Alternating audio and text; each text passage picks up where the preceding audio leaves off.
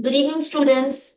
So today what we have to discuss is on the GAAR, tax planning, tax avoidance, taxation of digital transaction. So this is what, today's topic is. But what I thought is that, since this topic is going to go very fast because this is more a theory based topic, we will, of course, discuss some of the questions that can be expected from these topics. But having said that, I thought that, like maybe it would be better that since we didn't have so much time to touch upon the questions in the PGBP chapter, I thought maybe we can take the PGBP questions here once we finish this topic. So I will try to finish this topic within next, 1 hour, 1.5 hour before the break.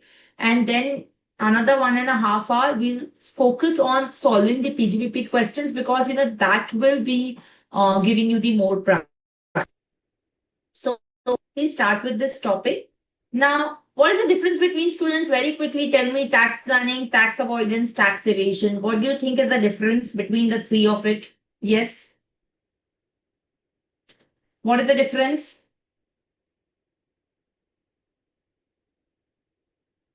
Or let me give you instances. If let's say I am saying that I'm an employee and I want to reduce my tax liability. So I come to you as a CA and you tell me you can invest in the LIC, you can put your amount in NPS. Is it tax planning? Is it tax avoidance? Is it tax evasion?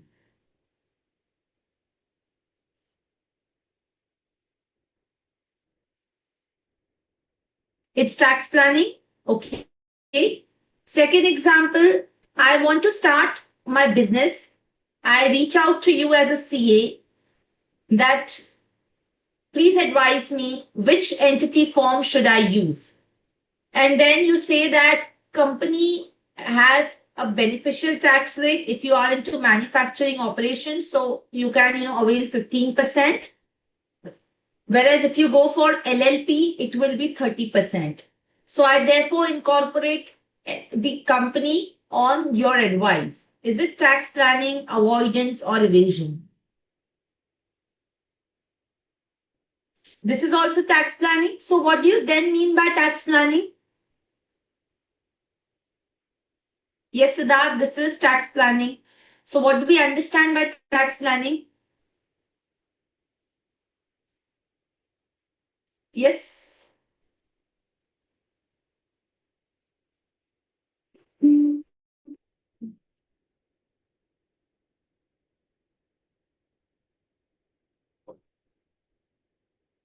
Is legal.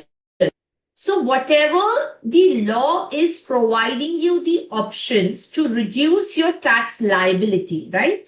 If you are selecting the options which are provided under the tax law, that is what is, meant by tax planning. So before, I get into the operations, I arrange my affairs, I generally look at the arrangement of the transaction so that my tax liability is minimized. Like nobody wants to, go ahead and pay as much as tax as possible, right? Yes, Samyathan.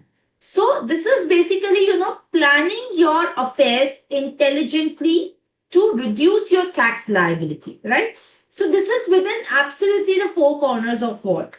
Like if let's say, for example, another example can be that, let's say, I am going outside India for the purposes of employment, right? Now, if, somebody may come to me and ask that, okay, how many days should I be present in India to not be called as a resident of India? And I will say that, okay, you should be present in India for less than 180 days if you are coming on visit to India, right? So therefore, now I arrange my number of days, I plan my number of days so that I don't end up being a resident, right? Then, in case, let's say, for example, I am a person who is salaried, right? And then I come to you that whether I should go for the old regime or the new regime. And then you compare my tax liability and advise me accordingly, right? So, this is the tax planning. So, choosing the suitable form of entity, planning the number of days of stay, then, choosing the suitable form of investment, that whether we should invest in the share capital versus whether we should give the loan, then what will be the better to the tax rate on the dividend or versus on the interest, right? Or when should we sell the assets so that on the long term there is the lesser tax rate, on the short term there is a lower tax rate, right? So this is all part of the tax planning, isn't it? Now another example, let me give you the example that, let's say for example, if I have received the invoices, right? Now I don't account for that invoice. I just, tear off that invoice and I don't account in my books of accounts. Is it tax planning? Is it tax avoidance? Is it tax evasion?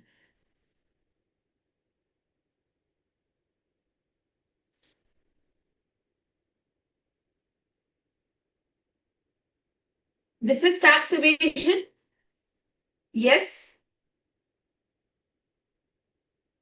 So what is tax evasion therefore? Yes, this is tax evasion. That's very correct. Tax evasion therefore. Let me give you another example for the tax evasion. Like, let's say for example, if I am selling the goods to my related party at rupees 100, whereas the fair market value of the goods may be, let's say, 150. Is it tax planning, avoidance or evasion? This is the tax evasion, isn't it?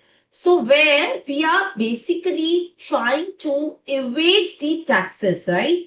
We are trying to evade the taxes by not accounting for the invoices, by showing the lesser expenditure than what we have. So by showing the more expenditure, not lesser, of course, by expenditure. So all of these are the instances of the tax evasion, right? Or money laundering. All of these are the cases of evasion where we are illegally trying to evade the taxes, not paying the taxes, which is absolutely illegal, right? Now, another example of tax evasion could be, let's say for example, the company has installed an AC, right, at the residence of the director. But it shows it in its books of accounts that this is being used for the office. Is it tax planning, avoidance or evasion? This is tax evasion, right? So wherever you are, trying to avoid the income tax altogether, wherever you issue the fake invoices, right? Fake payments, all these are tax evasion cases, which is not permissible by the law. Fine. So that is the meaning of tax evasion. Now, what is therefore the tax avoidance? What is therefore the tax avoidance? So let's say, for example, that let's say I have to make a payment, okay, to Mr. A, right? Now, Mr. A, let's say, is my husband. Now, if I transfer the assets to him, there will be the clubbing provisions which will get attracted, isn't it? So what I do is I transfer the assets to a friend's wife, right? I transfer the assets to the friend's wife, and the my friend will pay to my husband. If you remember, in the clubbing of income, we had done something called as cross transfer. That is the classic case of tax avoidance.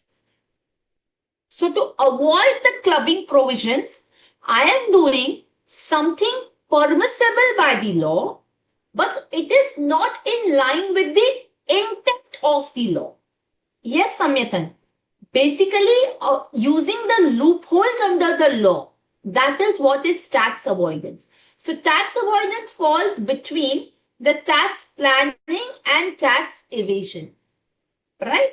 Where I'm trying to fit within what the law is saying, but it is not in line with the intention of the law, right? So tax planning is absolutely legal. Tax evasion is absolutely illegal. Whereas tax avoidance is legal, but it is immoral. It's not morally correct to avoid the taxes. Right? It's a question. Tax avoidance is a question of morality. There's no legal implication. I'm doing legally I'm doing something legally absolutely correct, isn't it? There's no harm in that. But what it is that is, creating a problem is that this is something that, is resulting in the avoidance of the tax liability. Are we clear? Yes or no? So, therefore, the tax avoidance was always a problem. Now, if you look at for the tax evasion, we have considered this as illegal. Can you tell me what is the penalty if one evades the tax liability?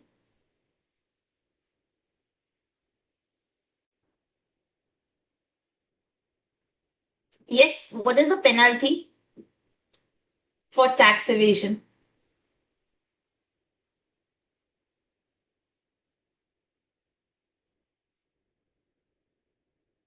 Yes, please.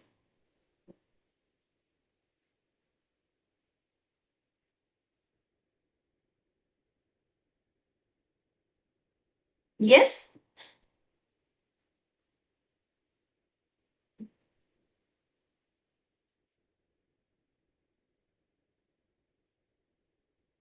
it is 271D. No, we have done, or you must have done, the chapter on penalties, isn't it? The chapter on penalties. So, what are the penal consequences?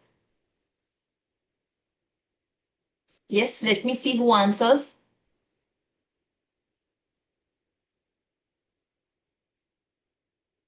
Yes, what is the penalty which is applicable?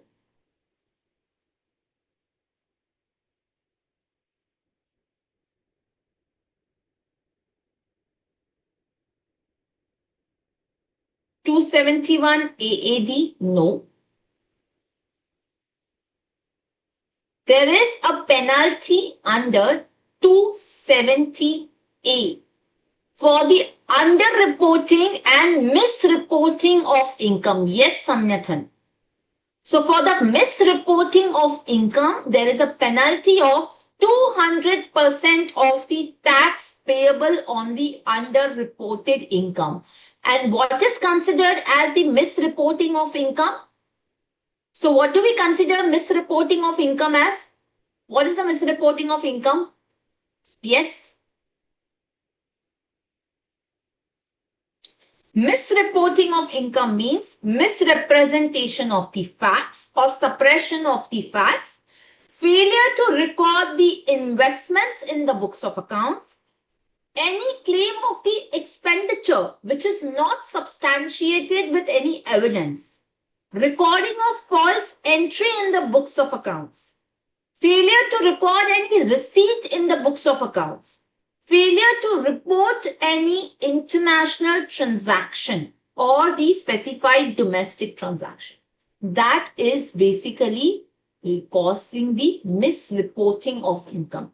And on that, you have a penalty of 200%. Yes, Smriti. Yes, Samyathan. Yes, Siddharth. Correct. Give me a minute. I think there's a lot of light which is coming. Just give me a second.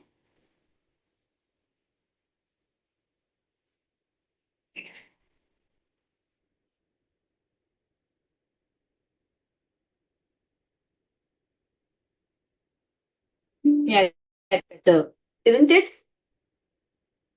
So, the misreporting of income is resulting in 200% of penalty. Now, this misreporting is nothing but trying to tackle the tax evasion.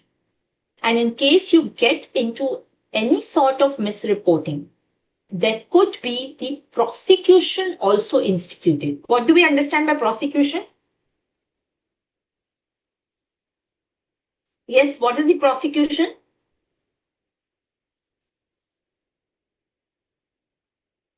What is prosecution, students? Imprisonment. Yes, Siddharth. Prosecution means the imprisonment. So not only you will be penalized, but you will also be, or you can also be prosecuted if you do the misrepresentation of the income. So income tax authorities have the power to initiate the prosecution proceedings as well. Right? So therefore, if you fail to pay taxes, if you attempt to evade the taxes, then in that case, the prosecution can be going up to 6 months, or sorry, from 6 months to 7 years if the income tax exceeds 25 lakh. 276C. Are we clear? So in case a question is asked, see, prosecution, Samnathan, is arrest. That's right. Prosecution itself means that you can be arrested. So there will not only be fine, but the prosecution itself means that you can be imprisoned. Are we clear?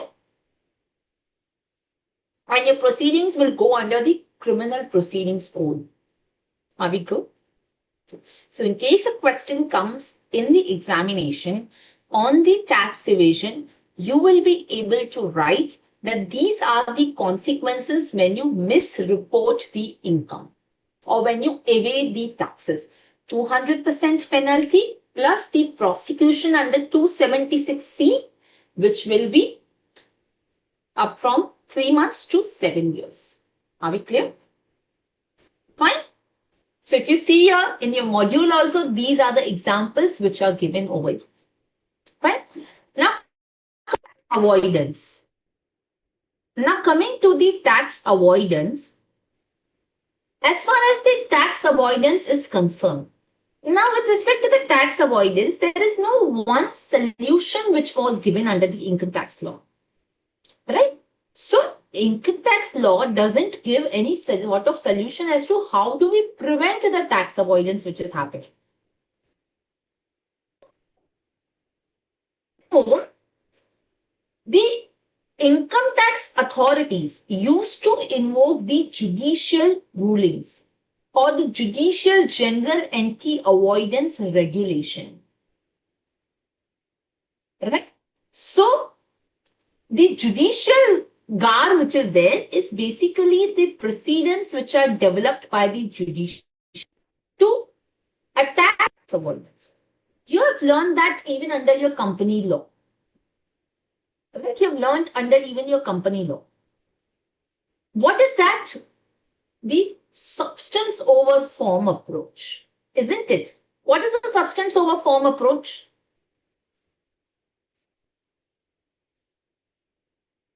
Yes, what is the substance over form approach? Yes, 271 AAD, Siddharth, also gets attracted in the case of unexplained investments, unexplained cash credit. So yes, 271 AAD is also a specific penalty in respect of these sections which are there. So that is also in relation to tax evasion. You're correct.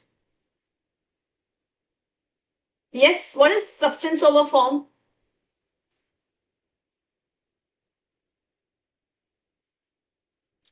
So whenever the tax avoidance takes place, right? If let's say, for example, I am doing a business through the layer of subsidiary company.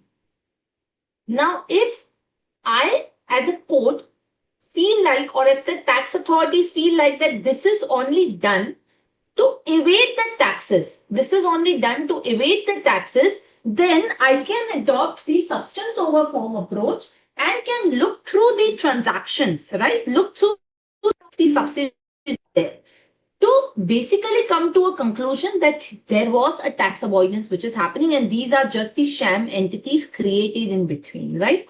So there have been series of judicial precedents. One was in respect of the McDowell and Company, the very old decision. Now this was the decision not in the context of income tax but in the context of the General Sales Tax Act. But the principles were very important. What were the principles is that the court in this case, the Supreme Court in this case, said that it is okay to arrange the affairs in a way one want to. So one can arrange the affairs of the company in the way one wants. But it should be within the four corners of the wall. It should not be like a sham transaction.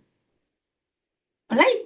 So in McDowell case which was there, the court looked at that the companies or any taxpayer can arrange the affairs in a manner they want to, but that should be within the four corners of the wall.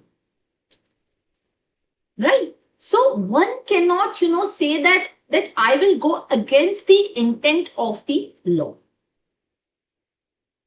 Are we getting it? So that was, first landmark case which was given by the Supreme Court. In that case, the taxpayer, right, was a liquor manufacturer. And what he used to do is, he said that, whatever excise duty which is I'm paying or the buyers are paying to me, right, that I will not include it as a part of my turnover for the purposes of the sales tax assessment. Because I'm collecting the excise duty and I'm paying it back to the government. So it is not part of my taxable turnover. So in that case, the Supreme Court's observations were very important. What was it? One can arrange the affairs to legitimately do the tax planning.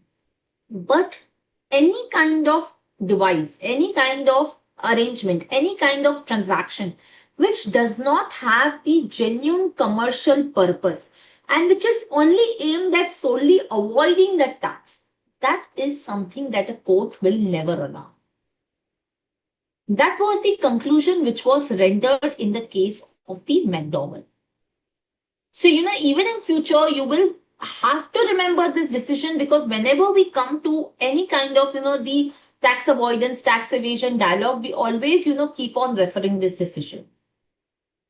Even in the English case, Duke of Westminster, again, this was a very landmark case. It was not Indian case, it was an English case, where it was held that every man is entitled to arrange his affairs to reduce the tax liability. Now, if he reduces the tax liability, that's fine.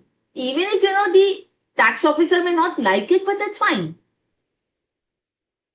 But they should not, come up with some kind of arrangement which doesn't have a commercial substance.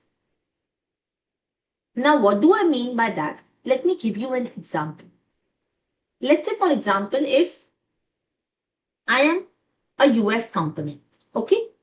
Now, if I invest directly in India, right? Let's say, for example, I'm a US company. अगर मैंने India में directly invest किया in the equities, like listed companies.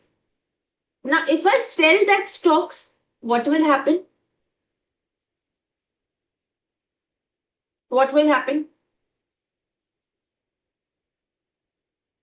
If I sell that stocks, let's say I'm a US company, I'm investing in the equity market in India.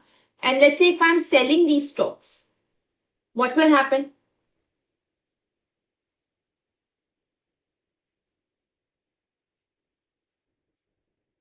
Yes. Capital gain will be attracted. Yes, Rohit. Yes, Siddharth, right? Long term 12.5, short term 20, right? Now, if you look at, there are, a lot of countries with which or with whom India has the favorable DPAA. US is not one of them. Let's say Mauritius hai, Singapore hai, right? These countries have the favorable tax treaty with India, wherein India has agreed that we will not tax the capital gain in case the company is incorporated in Mauritius or Singapore. Right? Now, if that be the case, what US company will do is, instead of directly investing in the Indian market, they will incorporate a subsidiary company in Mauritius, and that subsidiary company in Mauritius will invest in the Indian stock market. Now, when the Mauritius company will sell the equity, under tax treaty, there is no capital gain attracted, right? So if under the tax treaty, there is no capital gain attractive, we will follow the tax treaty because that is more beneficial as compared to the act, right? So what is happening over here is, in order to avoid the tax liability or minimize the tax liability, I am incorporating a sham company, a paper box entity, जिसका कोई office नहीं है, सिर्फ एक virtual address रहेगा, एक ही office address पे 10 companies है वहां पे. There is no real office there. There are no people working there. I have just incorporated a company in Mauritius to obtain the treaty benefit between India and Mauritius. Everything is being done from US on. Are we getting it? So there is no real commercial substance in Mauritius. This is the tax avoidance. And the courts earlier used to look through the transaction by adopting the substance over form approach. They used to say that we will ignore this Mauritius company and will tax the income in the hands of US company. So this is not permissible. But let's say, for example, if they really come to Mauritius, have the employees, have actual business in Mauritius, they are coming because in Mauritius, okay, there are a lot of business opportunity, then it's fine because there is a commercial substance. The only intent is not to gain the tax benefit. Let's take another example. Let's say I am an Indian resident. If I invest in the Indian stock market, I will also get the capital gain on the transfer of securities, right? Now what I do is I also go outside India only for the purposes of making the investment here. Go outside India as in I incorporate a company in Mauritius and I send the money to Mauritius company will invest back in India. Classic case of round tripping. Money is going outside and then coming back inside. Round tripping. The only purpose was so that I don't get taxed.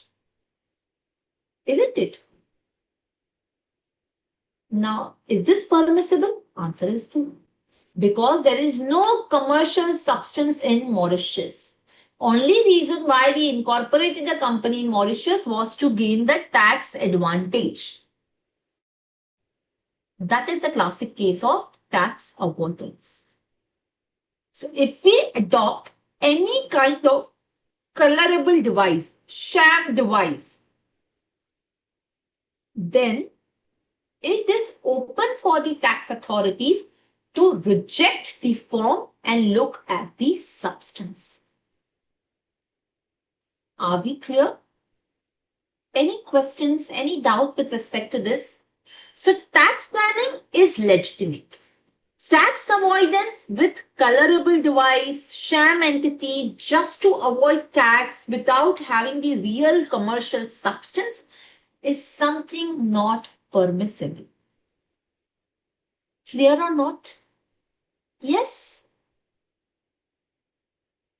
Okay.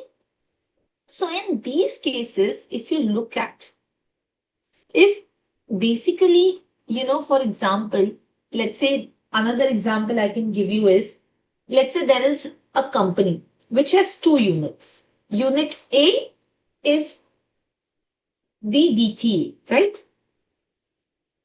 And the unit B is non-DTL.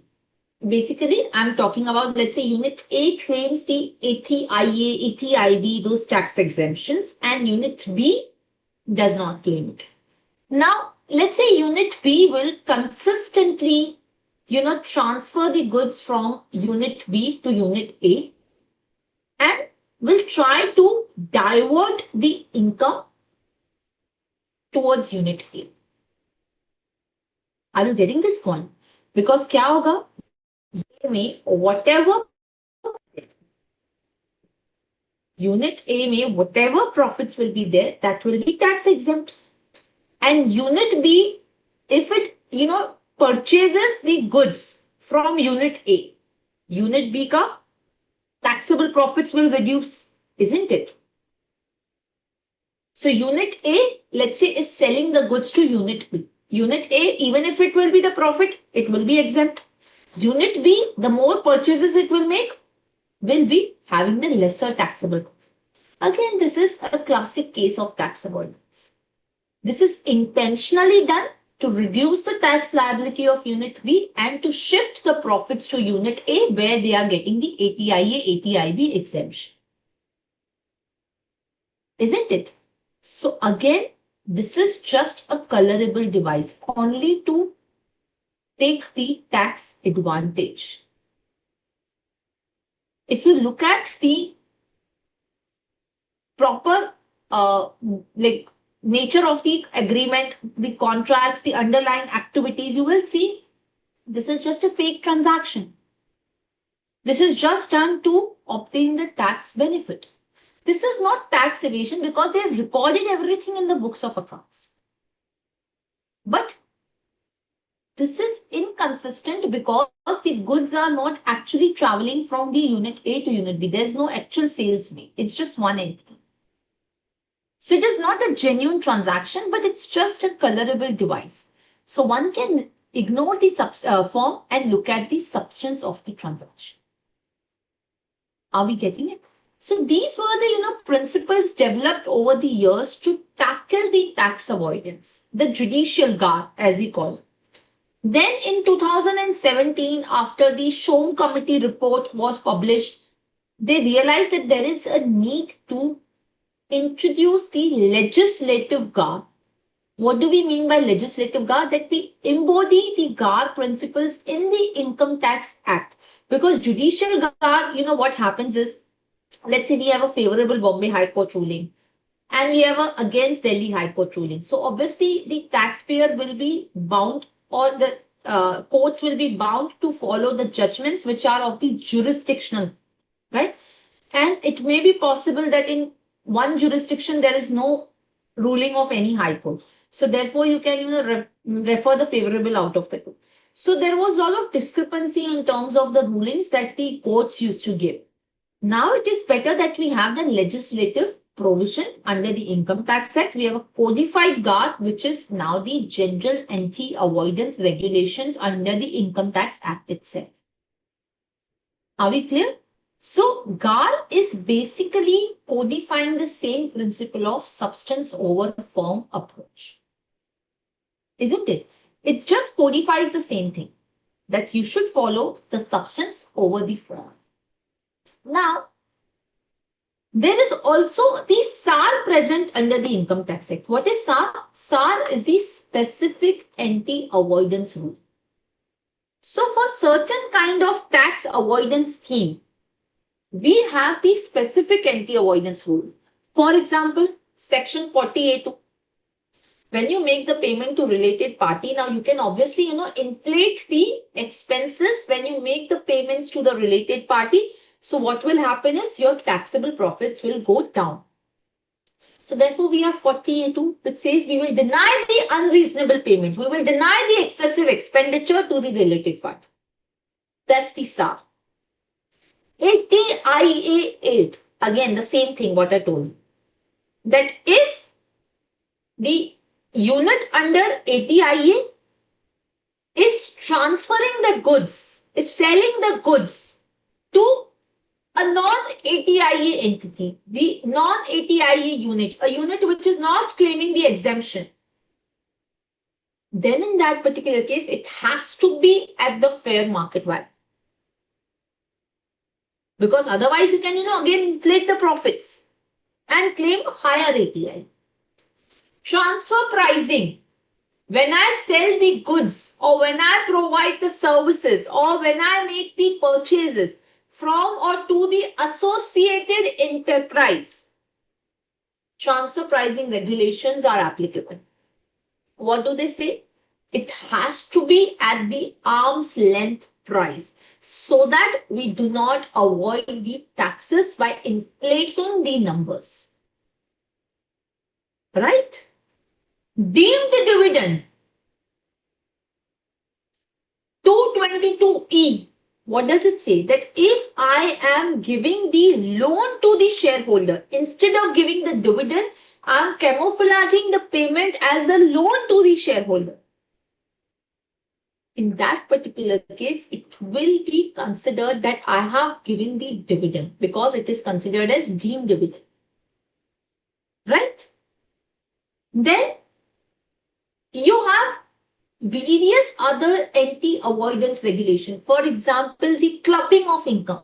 If you're transferring the asset without transferring the income, right? So the income on that asset will be clubbed in the hands of the transfer, right? Revocable transfers. If I transfer and still retain the power over the asset, it is considered as revocable transfer and the income will be clubbed in the hands of transfer. Isn't it? So there are a lot of specific anti-avoidance regulations being put under the various Income Tax Act provisions, which restrict the benefit. Right? Now, where these specific anti-avoidance regulations are operating, there the GAAR will not apply. Because there are specific anti-avoidance provisions which are trying to tackle the strategy of the tax avoidance. But where the specific anti-avoidance regulations are not able to tackle, then in that case the GAAR will become applicable. Are we clear? Any questions, any doubt? Yes? Now, what is the applicability of GAAR? When is GAAR applicable? So section 95 provides for the applicability of the GAAR.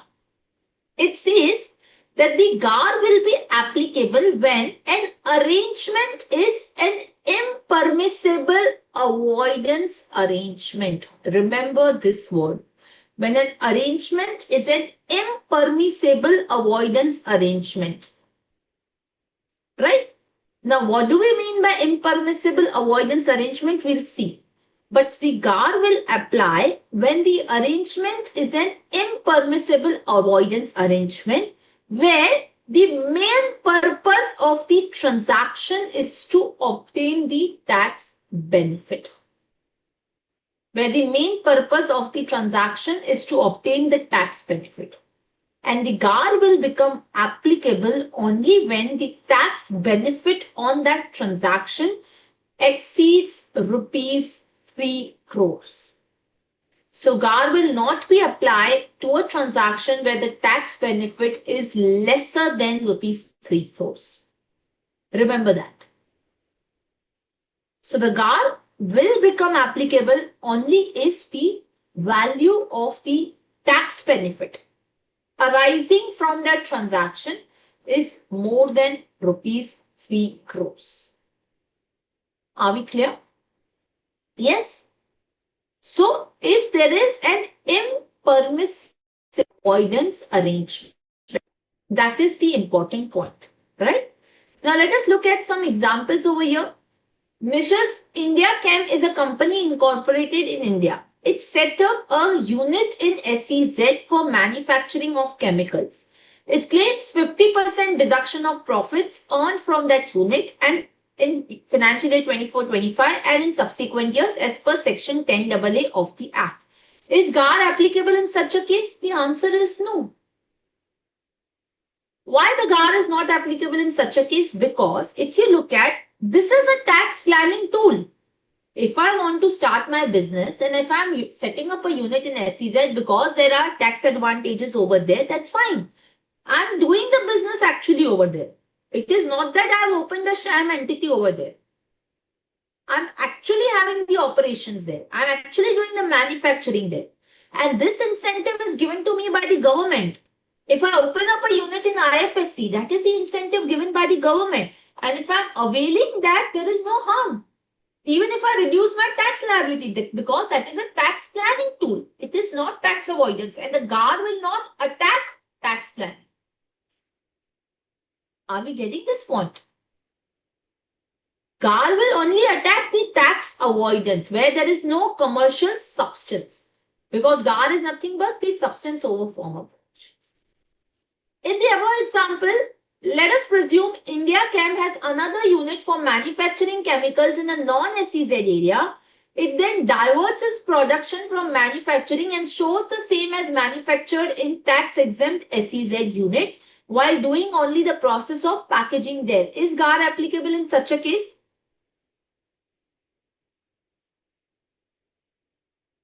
Yes, in this case, whether you will apply the GAAR.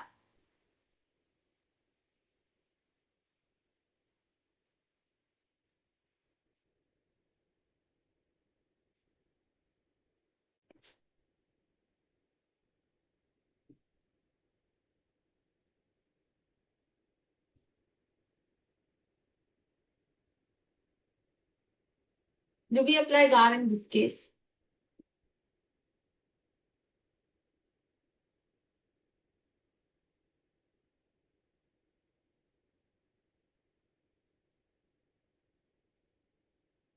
No, right? So that even SAAR will not be applicable. See, this is a case of tax evasion, right? You are not doing the manufacturing in the SEZ. You are just doing the packaging and you are just showing that you are, doing the manufacturing there. This is a case of misrepresentation of facts. This is a tax evasion and that is completely illegal. So there's no question of GAAR getting triggered over you. This is a classic case of tax evasion. Now, tax evasion is also not going to be tackled by GAAR because this is illegal. It's completely illegal. Right? We are saying that it's illegal upfront. GAAR will only apply in the case of tax avoidance, not in planning, not in evasion. Are we clear? Yes? Next example. Let us presume India Chem does not show the production of non-SEZ unit as a production of SEZ, but transfers the product of non-SEZ unit at a price lower than the fair market value to SEZ unit and does only some insignificant activity in SEZ unit. Thus, it is able to show higher profits in SEZ unit than in non-SEZ unit and consequently claims the higher deduction in the computation of the income. Can GAAR be invoked to deny the treaty benefit?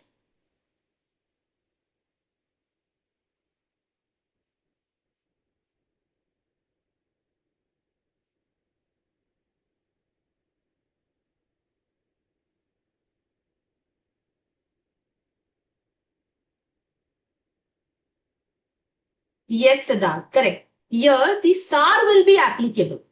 Although SAAR and GAAR can coexist, but it can coexist only when the SAAR is not able to tackle this kind of tax avoidance. Where it is able to tackle, then GAAR need not come in.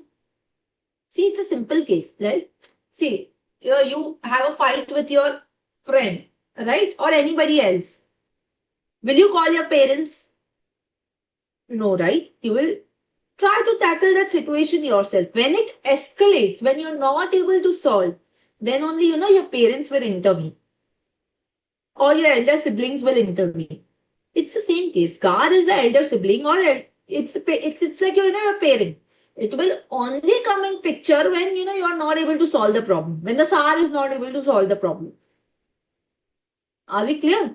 So in case, somebody fights with you, you're not going to directly go to your parents unless and until, you don't have the capacity. Right? So that means it's just like a weak SAAR. It doesn't, try to tackle that much of a problem. But where the SAAR is able to solve that, then the GAAR will not come in picture. Right? So it's, like the same situation. I'm trying to just, interlink.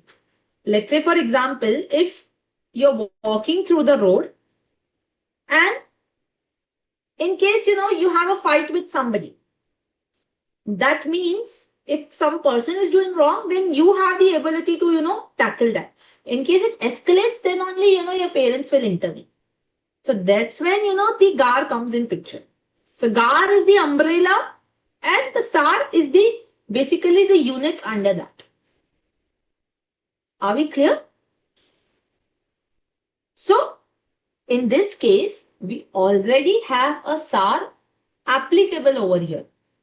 What is the SAAR? Section 10AA, which clearly provides that in case you are transferring the goods at lesser than the fair market value to a SEZ unit, then the goods will be priced at the fair market value.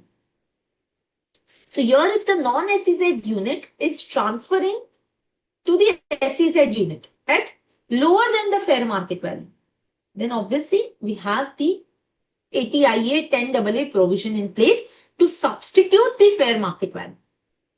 And the GAAR will not come in picture. You're able to solve that problem, isn't it? Yes, SAAR is subset of GAAR actually. Yes, Smriti. We have the specific regulations in place. See, like, somebody walks on the street, there are signals. There are cameras on these days on street, right? The police officer will not come. The traffic police will not come. Will it stop the car and say, no, you have, done or drive on a high speed, or you have, crossed the signal? It will not. There are cameras. You will directly get a challan. When the traffic police will come is when you hit some car. Right? Now it wants to resolve that issue. That's when the GAAR will get involved. Then the police officer will come in. SAAR is automatic. Right? GAAR is something where the intervention of the tax authorities will be there. We'll see that. Are we clear? Yes or no? Now is everybody clear about this? Okay. Let us assume that both units in SEZ and non-SEZ area work independently. Measures India can start taking new export orders from existing as well as new clients for Unit A, and gradually the export from Unit B decline.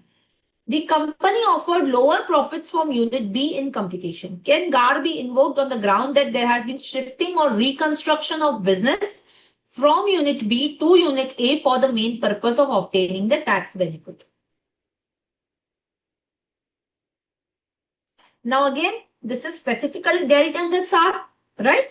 10AA provides that the unit should not be established through the reconstruction of the business, isn't it? It does provide that. So there is a SAAR. In that case, there is no need of GAAR to come in. Are we clear? So even in the 115 BAA, if you see, it says that 115 BAB, sorry, it says the manufacturing company should not be established through the reconstruction of the existing business. There's a SAAR. Now, if somebody, starts the new company by shifting the operations from the old company, there's a SAAR available. Why do we invoke GAAR? Right? So SAAR is there to take care. Then no need to invoke the GAAR. Are we clear? Fine. Now, what is the meaning of impermissible avoidance arrangement? It means the arrangement where the main purpose is to obtain the tax benefit. And any of the following tests are satisfied. What are the tests they are talking about? Creates the rights or obligations which are not ordinarily created between the persons dealing at the arm's length.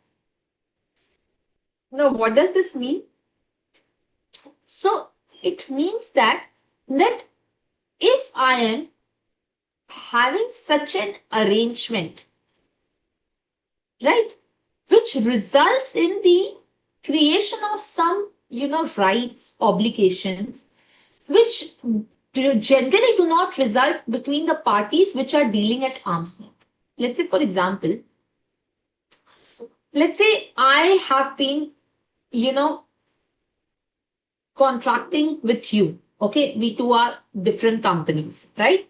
Now we enter into an arrangement where, let's say, for example, we say that, okay, you will give me some loan amount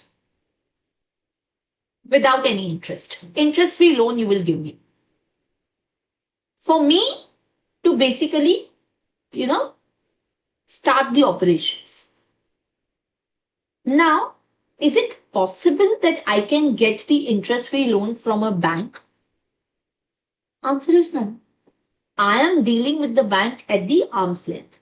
So it is never possible that, I can obtain the interest-free loan from outside with the persons with whom I am dealing at arm's length. Since you and me are related to each other in some way, we have created some kind of obligation which would normally not be the case when I'm dealing with somebody with whom I'm dealing at arm's length. Arm's length meaning unrelated party.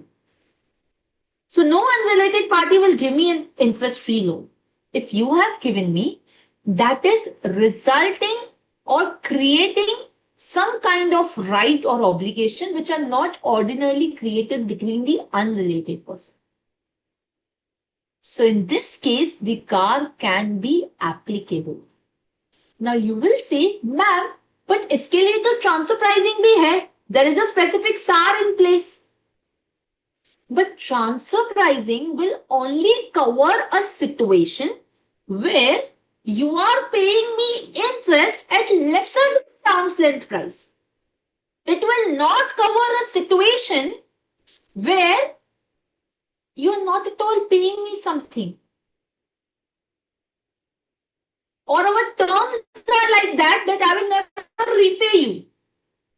See, arm's length price can basically, or the transfer pricing chapter can basically rewrite the expenditure or the income's value. But if the conditions between you and me are such that I will not have that kind of conditions with unrelated person. Let's say, for example, if you have given me the goods for, let's say, unlimited credit period. You sold me the goods and say, okay, जब मन करेगा तब पैसे दे देना. Now, the arm's length price can substitute the price of the goods. But what about the conditions that we are talking about? So the ALP will not be able to tackle that. And in that case, the GAAR comes in. Because SAAR is now not able to deal with that situation. Are you getting this point? Yes or no? Yes, I hope everybody is getting this particular point. Yes.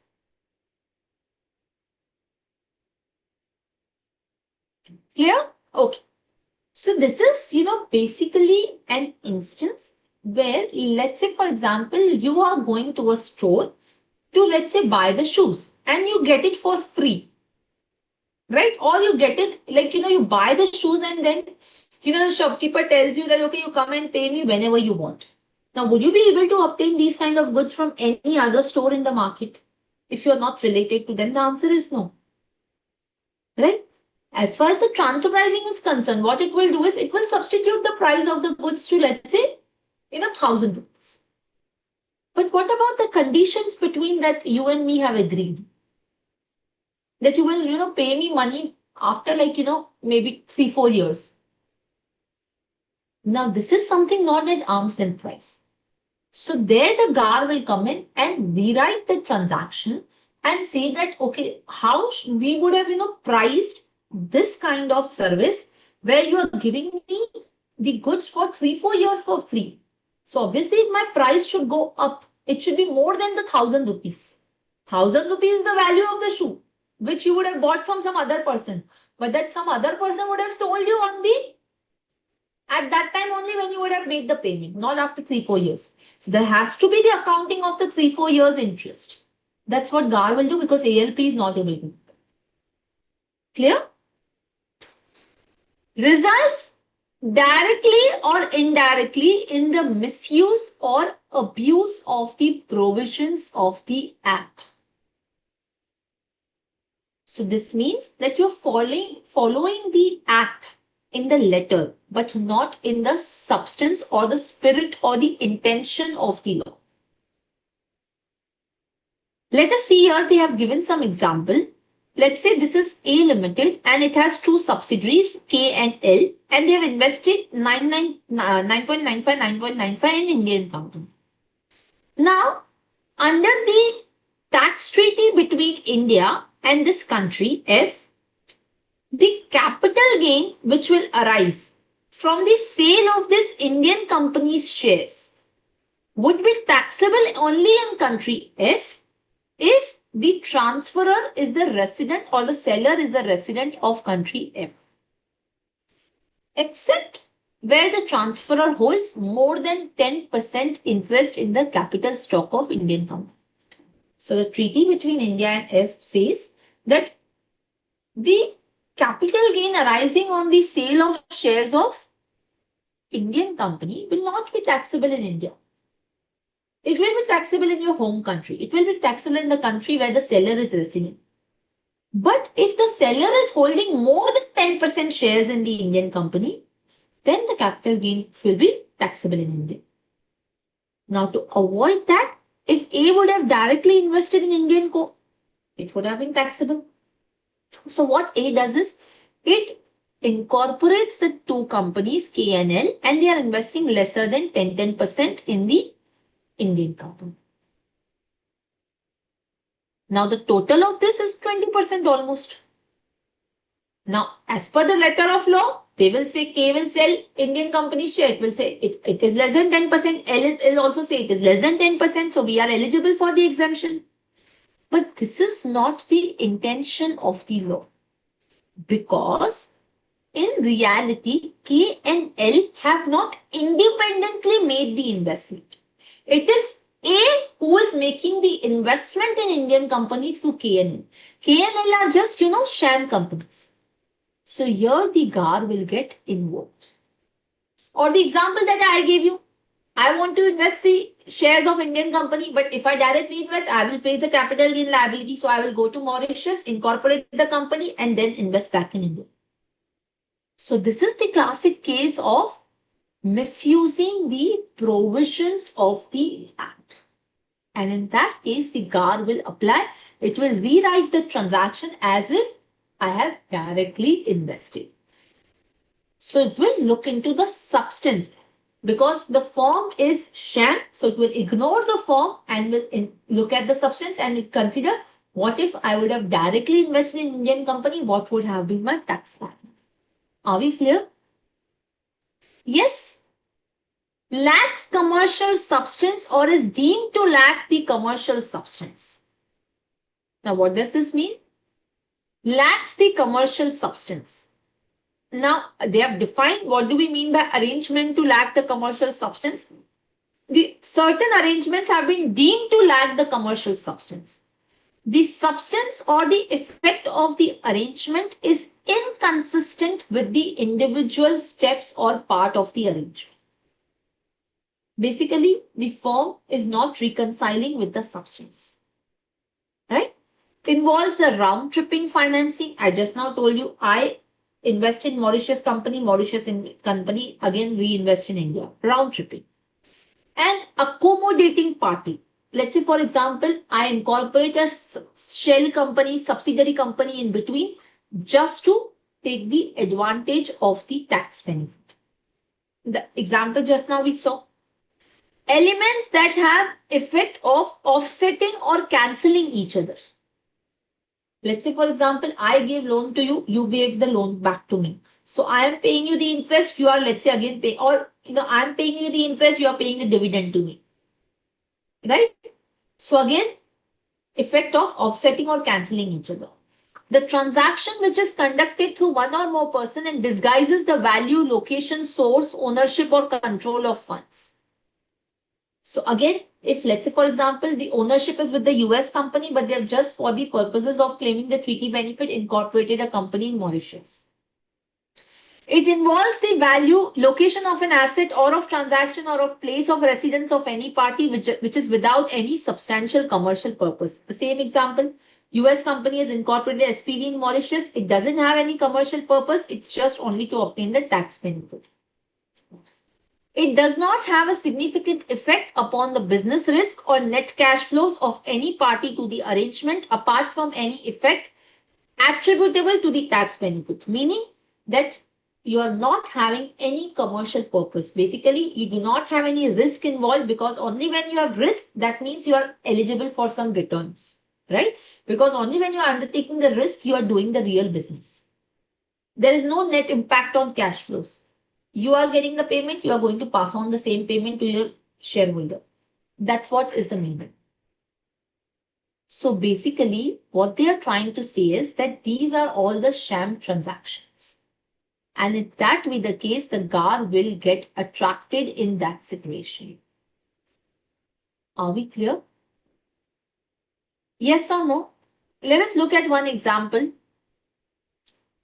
Indco incorporates a subsidiary company in a low tax jurisdiction with an equity of US $100. Subsidiary company gives a loan of US $100 to another Indian company at the rate of 10% per annum. Now, this X Limited claims the deduction of interest payable to the subsidiary company from the profit of the business. There is no other activity in the subsidiary company can GAAR be invoked in that particular case. So, I am investing the capital over here. They are giving the debt out of that capital. And this X Limited is claiming the interest deduction. And here again the interest goes and this will give the dividend back to the INCO.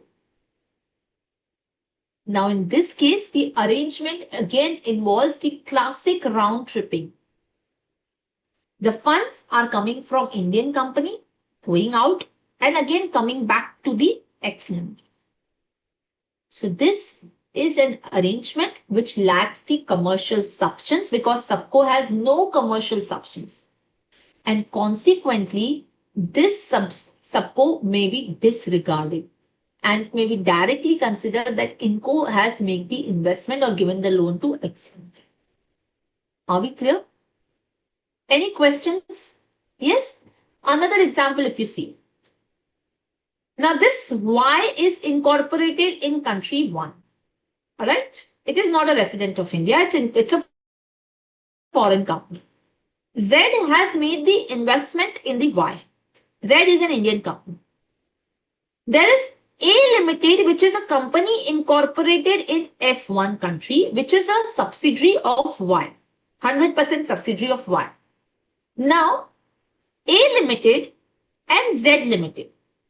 A Limited, F1 and Z Limited, India, form a joint venture company X Limited in India after the commencement of the GAAR provision. There is no activity in A Limited. Now, the India F1 tax treaty provides that the capital gains will be taxable in the country of the residence of the seller. And F1 does not taxes the capital gain under its domestic tax law. Now, in this particular case, if you look at A Limited, which is there, that what it will do is A Limited basically is holding 49% of X Limited. 51% is with the Z Limited. The limited shares which are held by A Limited will be sold to a company which is a third company. Now, as per the treaty between India and F1, right, the capital gains will not be taxable in India when F will sell the shares of A. But if this particular Y Limited would have sold the shares of X Limited, then as per the treaty between India and C1, the capital gains would have been taxable in India. Right? So only to obtain the tax benefit between the India and C1, they have between the India and F1, they have incorporated a company A Limited without any benefit, without any commercial purpose. So this is just to obtain the tax benefit, and in therefore this case, the GAAR will become applicable. Are we clear? Yes or no? Any questions? Any doubt? Are we clear about this? Yes? Yes or no? Fine. Then the last point in relation to the applicability of the GAAR. So again, what do they say is, the last one was, the transactions entered into or carried out by means or in a manner which are not ordinarily employed for bona fide purposes. So any transaction which is not bona fide, of course, in that case, the GAAR will get attracted. So this is all about the GAAR provision. Now, with respect to the applicability of the GAAR, how GAAR gets applicable. So during the assessment process, when your case is taken up for the assessment under 143, right? At that point, assessing officer refers the case if he believes that there is an impermissible avoidance arrangement. He refers the case to the approving panel, which is a collegium of the three commissioners, that there is some impermissible avoidance arrangement. Only when the approving panel will approve, then only the GAAR gets invoked. Because what will happen otherwise, the AO in each and every case will try to invoke GAAR. Right? So therefore, there is a supervisory body which is created. Only after their approval, the GAAR can get invoked in the taxpayer's case. Are we clear? Yes, any question, any doubt? Fine. Let us solve one question and then we'll move to the next chapter. Measures Global Architect Inc. is a company incorporated in country F1. It is engaged in the business of providing architectural design services all over the world. It receives an offer from Lovely Resorts, an Indian company for design and development of resorts all over India. India F1 tax treaty provides that architectural services are technical and payment for the same to the company may be taxed in India. However, if such professional services are provided by firm or individual, then the payment for such services are taxable only if the firm has a fixed base in India or stay of partners exceed 180 days. Limitation of the does not exist in tax treaty between India F1. Limitation of benefit basically is a clause under the tax treaty which says that if certain conditions under that clause are not satisfied, then in that particular case, we'll deny the treaty benefit. Certain conditions as in, how much should be the expenditure of the company. If the transaction is motivated by, again, tax avoidance, that is what is present in the limitation of benefit. Global Architect forms a partnership firm with a third party, director of a company having only nominal share in the F1. The firm enters into an arrangement to carry out the services in India. The company seconded its trained manpower to the firm. Thus, the partnership firm claimed the treaty benefit and no tax was paid in India. Can such an arrangement be examined under GAAR? Yes.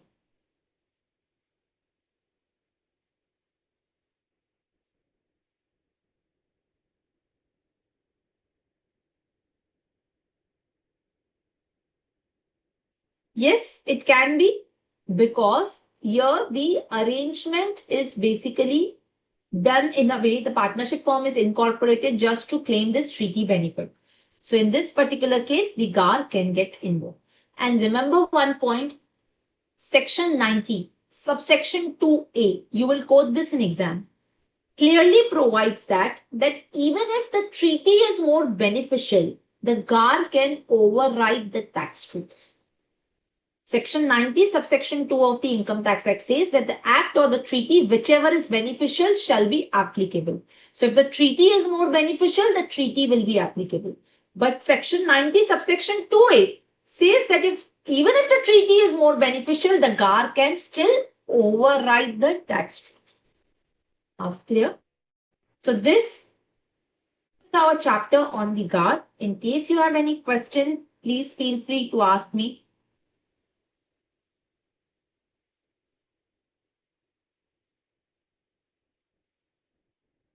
Yes.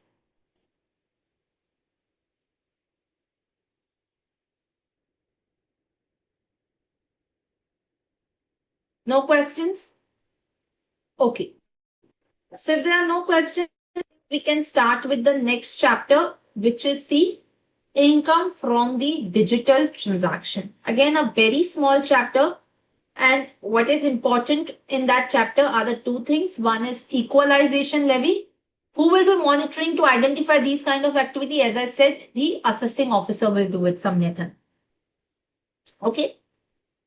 So let's start with a new topic, the taxation of the digital transaction. In this question, there's only a thin line of between the tax planning and tax avoidance. Yes. There is always a thin line of difference, but what you have to remember, Siddharth, is that tax planning is something where I'm doing what is asked by the law. And I have that particular thing being done. Like, for example, if I'm putting an LIC, my funds are going, right? If I'm incorporating a company, I'm doing the business through that company. But if I just incorporate a company without doing any business and then just to claim the tax benefit, let's say I'm an individual and then I start taking salary in my company. Now, this is something impermissible. So therefore, in that case, the GAAR will apply. Are you clear, Siddharth? So if there is lack of commercial substance, in that case, the GAAR becomes applicable. Okay? Okay, let us start with the equalization levy. Now, equalization levy is applicable at the rate of 6%. There used to be equalization levy at the rate of 2%, but that has now been omitted. This 6% is applicable on a person resident in India and carrying on the business or profession. It is not applicable on the personal services. If I make the payment for the personal services, on that the equalization levy will not be applicable. Remember that. It is applicable on a person who is resident in India and carrying out the business or profession. Right? Let me open up this chart on it. Right? So, from a person resident in India carrying on the business or profession, or a non-resident having a permanent establishment in India. Permanent establishment means a branch or an office in India. Right? So one non-resident is making the payment to another non-resident, but this non-resident who is a payer should have a PE in India, right? Now this is the payer of the services. Who is the payee? Payee will be a non-resident not having a PE in India. Because if they have a PE in India, if they have an office, if they have a branch in India, there will be normal income tax applicable on that branch. Since they are carrying out the business, the service provider is carrying out the business without any physical presence. That is the reason why equalization levy has been introduced. The purpose of the equalization levy is because the non-residents were able to do the business in India without having any physical presence. And therefore, we were not in a position to levy any income tax on them because there was no business connection in India which is required under section 911. Right? So not having any P in India. Right? Providing the services to whom? A resident in India or a non-resident having the PE in India. So a non-resident having a PE in India is for the service recipient. Service provider should be a non-resident not having a PE in India. Get that distinction very clear. Yes, the equalization levy is abolished from 1/4/2025 and it will be applicable for September 2025 because your relevant date, cutoff date is 1st February. Right? So it is for the next attempt that this will not be applicable. But for this attempt, it is. Okay? So, non-resident not having a PE to a resident or a non-resident having a PE. Right? What kind of services? Specified services. Online ad, provision for digital advertisement space, or any other online advertisement. Basically, Google ads, Microsoft ads, Instagram ads, right? Whatever you ads you see on Instagram when you swipe and get the ads in between, right? Purchase of shoes in relation to any goods that you are looking, laptops, mobiles, etc., right? Even when you search on some pages, there are a lot of banners, there are a lot of pop-ups which come up. That's the online advertisement. So if I pay for that online advertisement for my business, I have to deduct 6% equalization levy, just like TDS, right? Applicable when consideration exceeds 1 lakh rupees, right? It is only applicable in that case. So this is applicable from the consideration paid by a resident carrying on a business or non-resident having a PE in India. The person liable to deduct EL has to pay to the credit of the government, have to deduct and pay it to the account of 7th of next month, just like TDS. If I don't do it, there'll be interest at the rate of 1% for the delay in payment. Same as TDS itself, right? And plus there will be penalty of 1,000 per day. Plus, I will also be disallowed 100% of the expenditure. Now, this is not like, under if you do not deduct the TDS, but you deduct in the next year or you pay it in the next year before the due date of return filing, and you will be allowed the expenditure in the next year. Here, it is not like that. Here, it is 100% of the expenditure disallowed forever. In the next year, even if you do it, the expenditure is disallowed. It will always be disallowed. You will not get the allowance in the next. Nor there is also a TDS that if the payer has filed the return of income, has declared that income, paid the tax, you will not be disallowed the expenditure. In equalization levy, even if the payer files the return, disclose the income, pays the tax, you will still be disallowed the expenditure. Clear? So this is about the equalization levy. Any questions in relation to equalization levy? Yes? Fine. Next is taxation of the VDA, virtual digital asset. Virtual digital asset is defined under 247A, which is basically a cryptographic token, right? These crypto assets, crypto coins, bitcoins, right? Whatever coins are there, not NFTs are there, non-fungible tokens, all those are covered. What is not covered here is basically the gift card, vouchers to obtain the goods. Like if you buy any vouchers through the credit cards, that is not crypto asset. Reward points, loyalty cards, again, these are not crypto assets or virtual digital asset. Subscription to websites or platforms, it's not virtual digital asset, right? Now the income from the transfer of the VDA will be taxable at the rate of 30% on gross basis. Only the deduction of the cost of that asset is allowed. No other expenditure is allowed. In case you have loss, that loss will not be allowed to be set off against any income and will not be allowed to be carried forward also. And the virtual digital asset can be business asset or can be capital asset. In case you gift the virtual digital asset for inadequate consideration, if you do it without consideration in the hands of the recipient, in more than 50,000, it will be taxable in the hands of recipient. If it is for lesser than the FMV, then the difference between the FMV and the consideration paid will be, if it is more than 50,000, will be taxable in the hands of recipient under 56 to 10. However, if it is gifted to a relative, then in that particular case, it will not be considered as the income. 56 to 10 will not be applicable. There's also TDS under 194S on the payer who is making the payment of the consideration for the transfer of VDA at the rate of 1%. He has to deduct and deposit the TDS at the time of credit or payment, whichever is earlier. And if the consideration is paid in kind, he has to make an arrangement to pay the TDS and then only release the consideration. Now, what is the threshold for the TDS? In case of individual or HUF, less than 50,000, no TDS. And in case of other than individual or HUF whose turnover does not exceed 1 crore or 50 lakh in the last year, it is 10,000. Are we clear? They have given the time of payment to the government after deducting the TDS 30 days from the date of deduction. In case of the TDS in March, on or before 30th April, right? And in any other case, 7 days from the end of the month. Same like, normal provision. There are these forms which they have given 26QE if the individual or HUF is the payer. In any other case, it is 26QF for the exchanges. Any other person, it is 26Q. Time of filing the return, they have also given 30 days from the end of the month for individual HUF. For others, it is the normal due date of the returns which is there, right?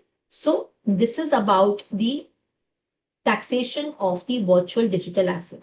We'll do few examples in relation to that. Let us solve some questions here. Compute the income tax payable by Mr. Abhinav, age 32 years, who has the following income from AY 25-26. Interest on FDs, interest on saving bank, consideration received for transfer of VDA, cost of acquisitions, and expenses on transfer of VDA. Abhinav has exercised option to shift out of 115 BAC. Please tell me.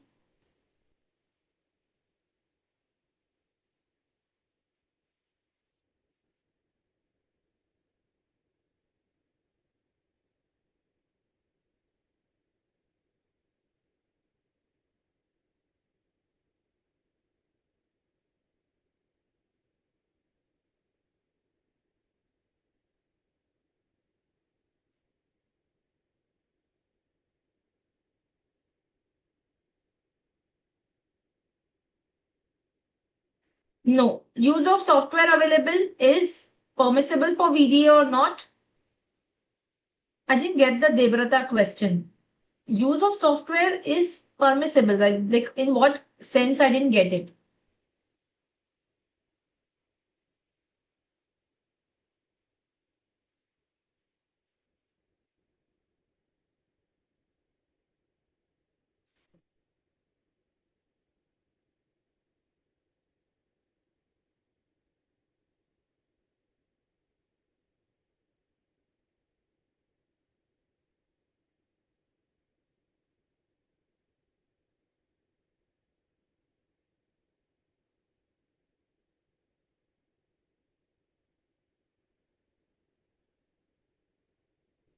To calculate the profit, no. Use of various software is not. Only the cost. If you have mined the VDA, then of course you can claim that as cost.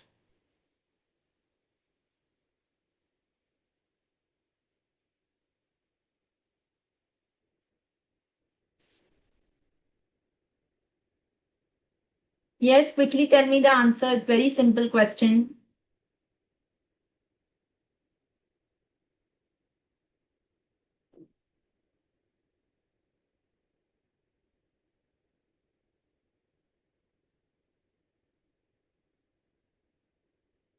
So this is 1 lakh 10. This is interest on saving bank 15, 1 lakh 25, right? This is less than the basic exemption limit of 2 lakh 15 because he has opted out of 115 BAC, right?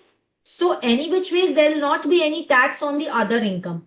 As far as the VDA is concerned, on 62,000 minus 21,000, there will be 30% tax plus 4% cess, right? Which will be taxable even if the total income is less than the basic exemption limit, but in respect of the VDA there will be straight away tax which will be there, right? Apart from that, on the other income it is less than basic exemption limit, so the tax will not be applicable. And the 194S TDS will be applicable at the rate of 1%. So the transferor has to deduct the TDS, right? Sorry, the payer has to deduct the TDS on 62,000. Are we clear? Yes or no? So what will be the net tax liability? 12,792, which is a tax on the VDA. TDS under 194I, because somebody would have deducted the TDS on the interest on fixed deposits at the rate of 10%, right? There will not be interest on saving bank. There is no TDS, right? So 11,000 minus 620, which is the TDS under VD, because they have asked you to say the income tax payable. So you have to reduce your TDS amount. Here.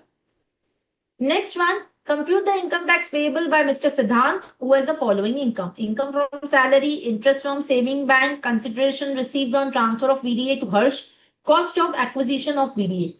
Harsh is employed with ABC on a monthly salary of 50.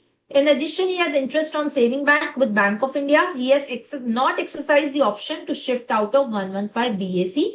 Ignore the TDS on income other than VDA. So here they have specifically told you to ignore the TDS. So you will ignore the TDS on other than VDA. So what will be the tax liability?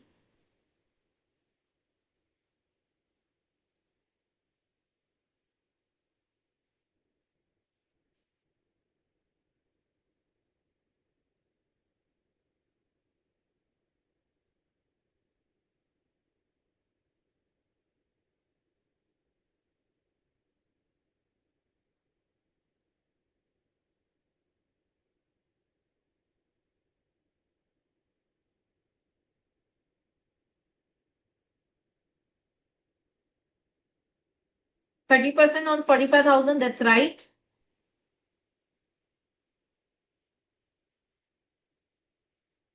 Yes, Debrata. What about the other income?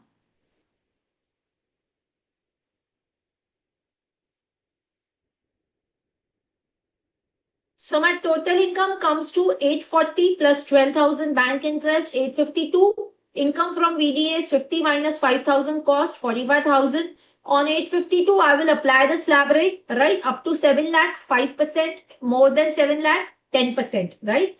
So 35,200. And on 45,000, 30% comes to 13,500 plus cess of 4%. Now here, he has sold the VDA to Mr. Harsh, right? And Mr. Harsh is employed with the bank on a monthly salary. So Mr. Harsh is not into the business, right? So Mr. Harsh is not a specified individual because he does not have the turnover of the previous year more than 50 lakh or 1 crore, right? Mr. Harsh does not have the turnover in the business. So he is a specified individual, right? So he will have to deduct the TDS only when the consideration is more than 50,000. So here there is no question of deducting the TDS because the consideration is equal to 50,000. It is not more than 50,000. So therefore here the TDS will be nil by Harsh. Are we clear? Any questions? Any doubt?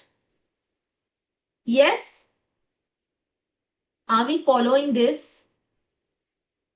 We just now discussed, isn't it?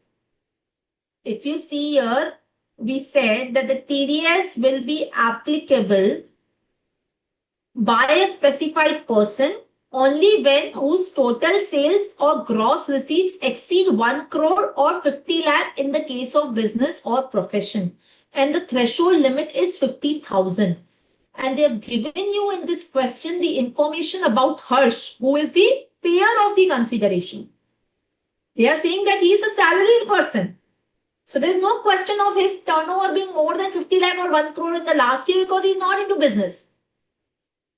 Right? For him, therefore, the threshold is 50,000. Is it more than 50,000? Answer is no. So therefore, no requirement to deduct TDS. Are we following this? Yes or no? Yes? Okay. Next one.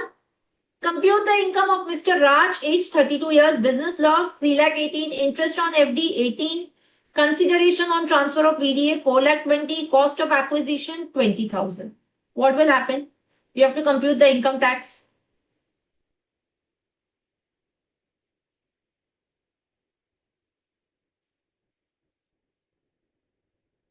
This is again a very simple one.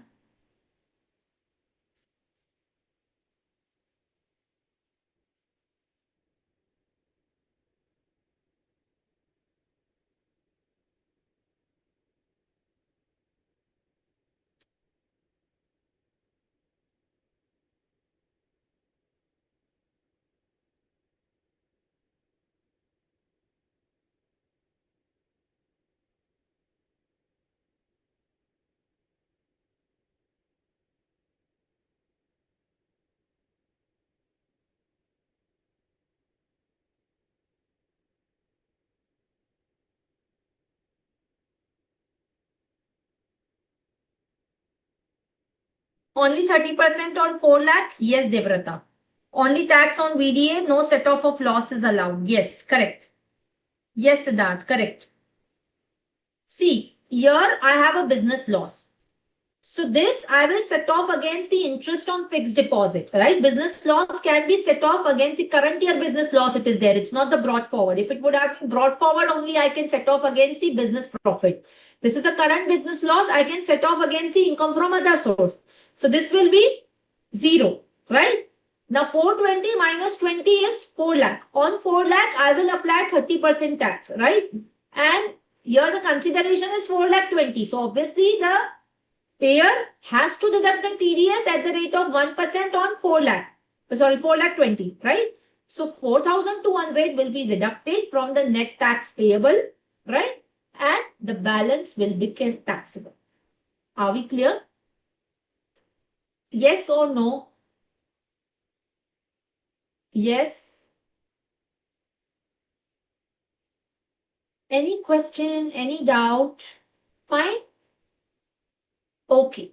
let's solve the last question on the equalization levy. We have solved the questions on, yeah, ABS. Sorry, one second.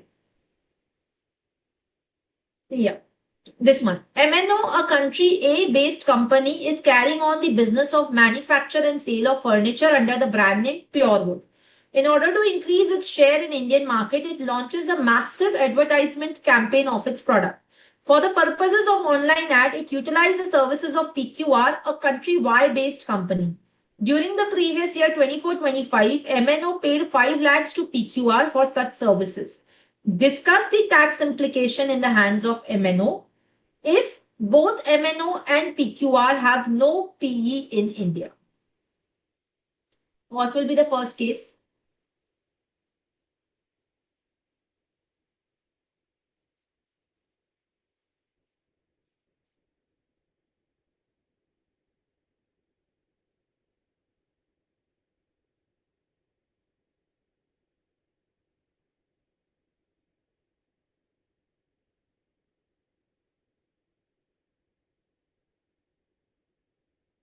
See, if somebody is trading in BDA, then exchanges will have to deduct the TDS, Devrata.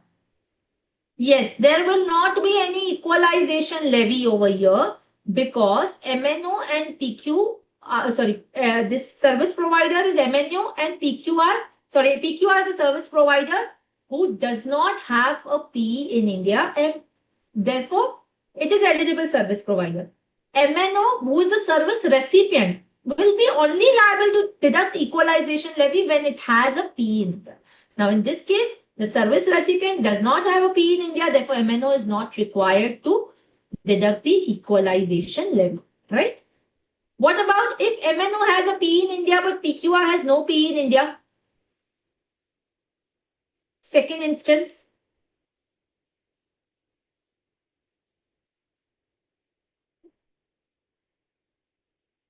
yes.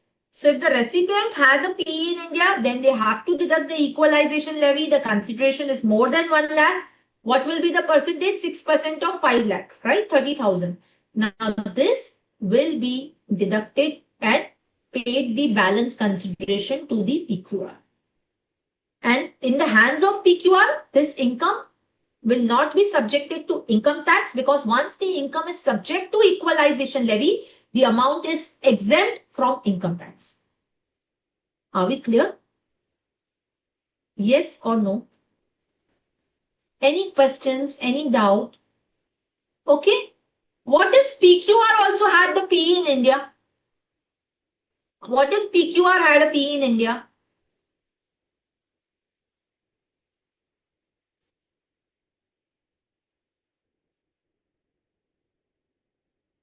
What if PQR also had a permanent establishment in India? Yes, Siddharth. If PQR had a PE in India, the service provider, then equalization levy is not attracted, right? Equalization levy is attracted when the service provider does not have a PE in India, right? So in that particular case, yes, Samyathan, the equalization levy will not be there. Normal income tax provisions will get.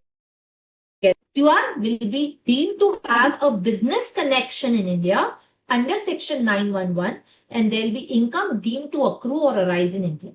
Are we clear? Any questions? Any doubt? With this, we are finishing the chapter on the taxation of digital transaction also. If you have any questions, please let me know. The lecture is not over because we will do the PGBP questions from the module today. Yes. Any questions? Any doubt?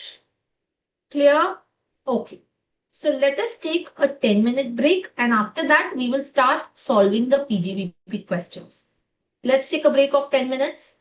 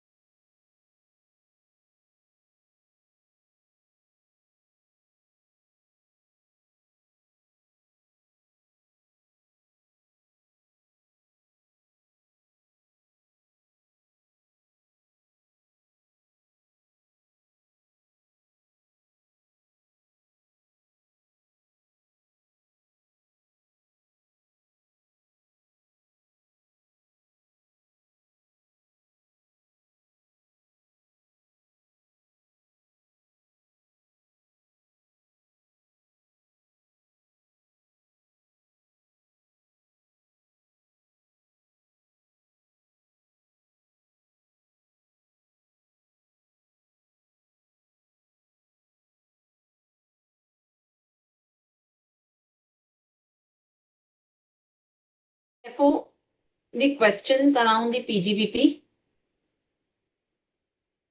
Now here we will only go into the solving of the questions because we have already had the recap of the chapter. So, what I would want you to is solve as many questions as we can, in the balance lecture that is remaining with us in the next 1 hour, 15 minutes, whatever remains.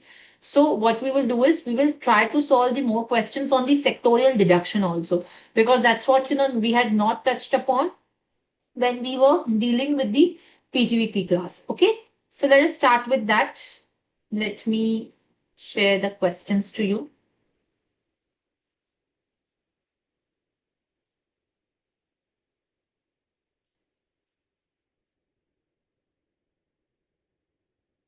Give me a minute.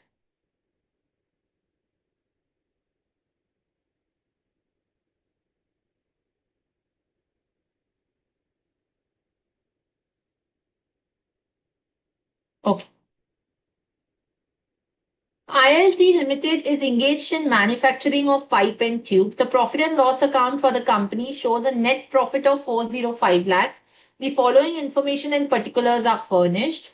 You are required to compute the total income, indicating reasons for treatment of each item, assuming that the company has not opted for special provisions under 115 BAA or 115 BAB.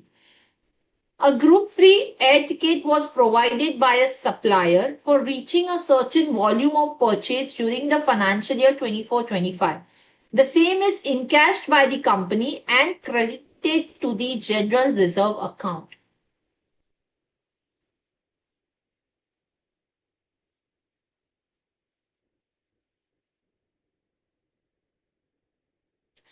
Devrata, impact of ICDS also needs to be checked when answering the question.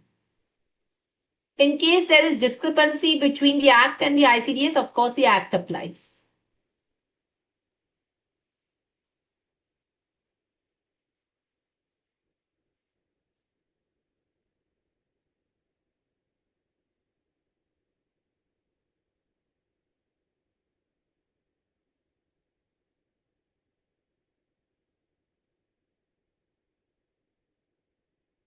Yes, what will be the impact of this?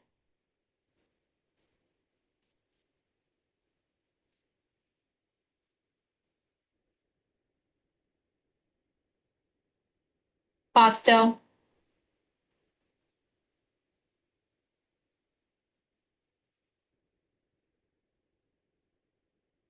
Yes, students.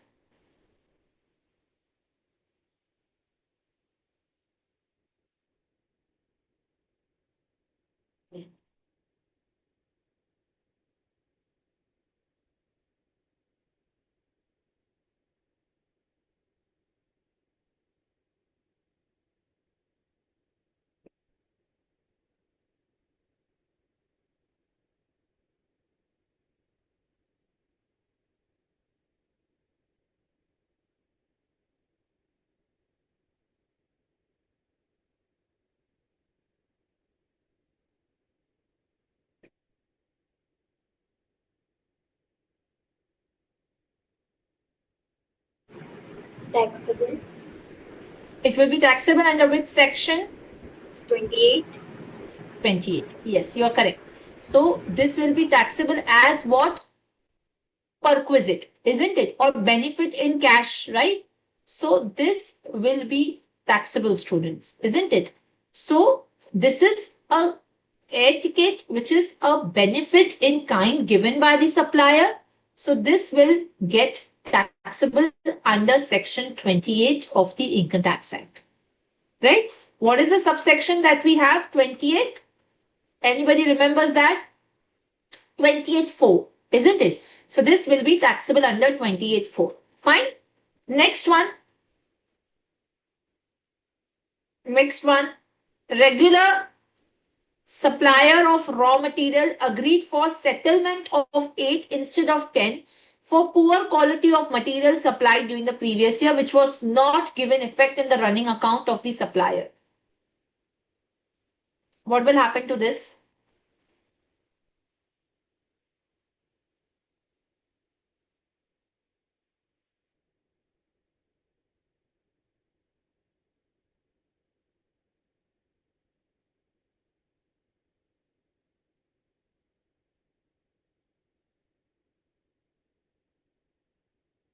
Yes.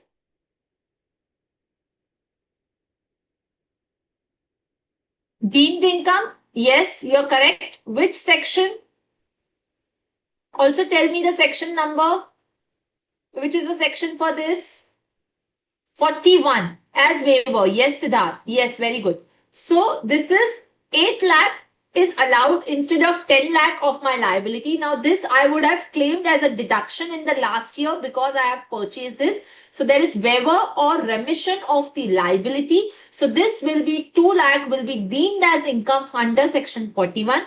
This is irrespective of the fact that even if there is no effect given in the account of the supplier. It doesn't matter. Fine. Andhra Bank sanctioned and disbursed a term loan in the financial year 21-22 for a sum of rupees 50 lakh. Interest of 8 lakh was in arrears. The bank has converted the arrear interest into a new loan repayable in 10 equal installments. During the year, the company has paid the 2 installments and the amount so paid has been reduced from funded interest in the balance sheet.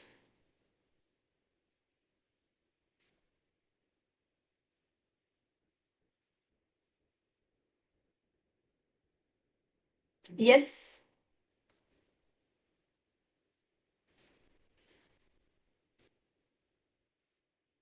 What will be the effect? Not taxable. Sorry?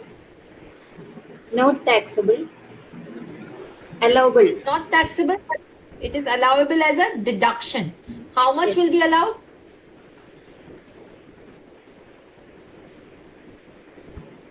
Yes. 2 installments. Yes, Devrata. Yes, Samyathan. So here 2 installments will be allowed. Conversion of arrear interest into the fresh loan is not allowable. As per section 43B, when you actually pay the interest before the return filing due date, only then we will allow. So the 2 installments are paid. So 8 divided by 10 into 2, which is 1.6 lakh, will be allowed as a deduction under 43B. Clear? Samnathan, here there is no question of TDS which is deducted or not. Here it is 43B which will get applicable. Of course, the TDS also has to be looked into, but here it is more concerning the 43B, that amount which will be allowed as deduction on payment basis, because this is paid to the Andhra Bank, right? The company remitted 5 lakh as interest to a company incorporated in US on the loan taken 2 years ago. Tax is deducted under 195 from such interest has been deposited on 15 July. The said interest was debited to P&L account.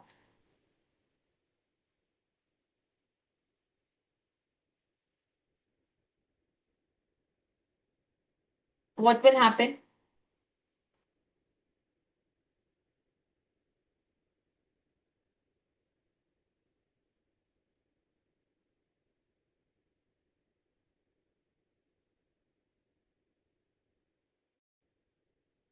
Yes.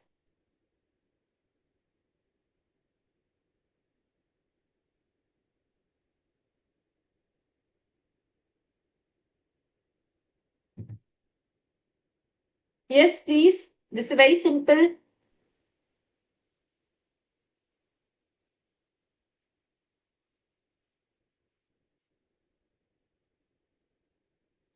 This interest was already debited to P&L, therefore no further adjustment. Correct. Here TDS has been deposited before the due date. Therefore, there will not be any problem. Are we clear? Yes. So here there is no further adjustment which will be required over here, students. Fine.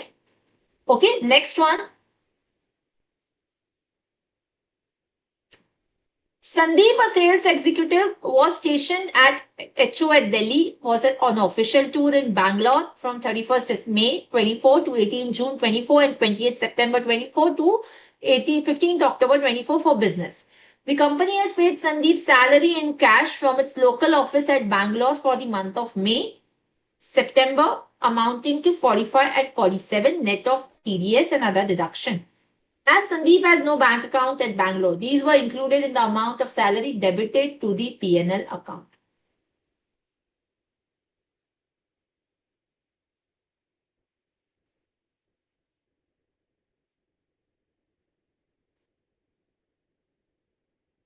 Yes. Is it allowed? Is it not allowed?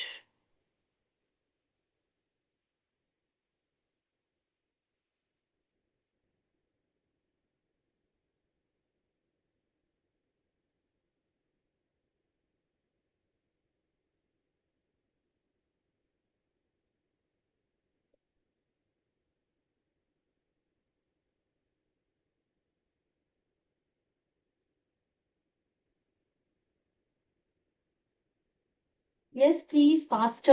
It's a very, again, simple question. Yes, ma'am, it's allowed as an exception to 40A3.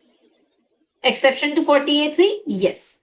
So basically, 40A3 says that the cash expenditure will not be allowed, right? But there are certain exceptions in respect of payment of salary to the employee in cash if the employee was temporarily posted for a continuous period of more than 15 days, which is in that particular case, if the TDS is deducted and there is no bank account maintained in that particular city, then in that case, the cash expenditure will be allowed. So in this case, we will allow the expense. So therefore, there is no question of disallowing it. Are we clear? Yes or no? So this is very simple, right? Very straightforward. Okay. The next one is the company has contributed 50,000 by account pay check to an electoral trust and the same stands included under the head general expenses.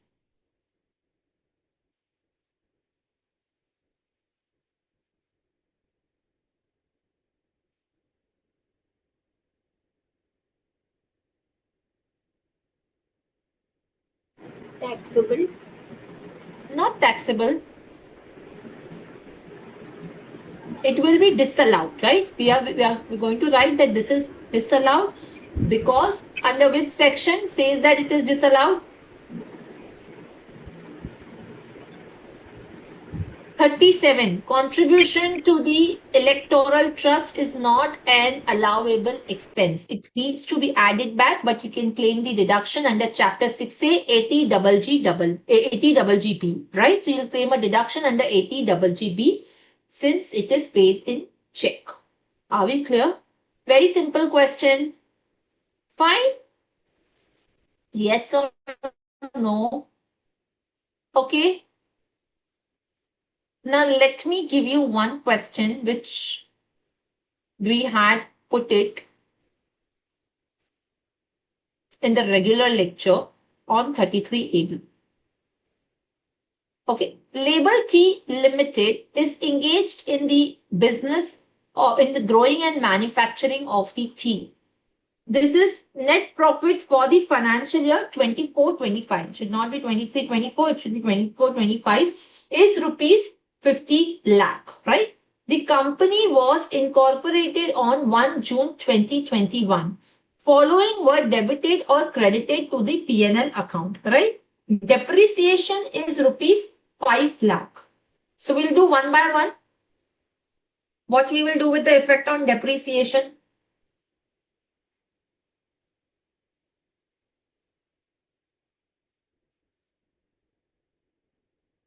Yes, what will be the impact on depreciation?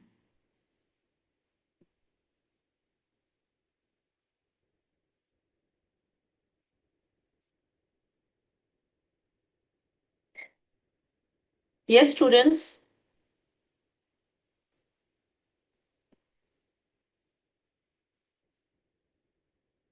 What will be the impact? Very quickly. Have to add back. Yes, we will add back the depreciation. That's very simple, right? So this will be disallowed because this is as per your books of accounts, right? Then charges of rupees 130 paid by paycheck for advertisement in souvenir published by a political party.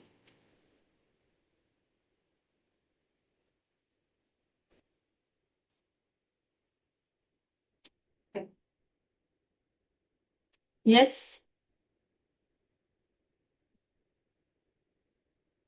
What will happen to that?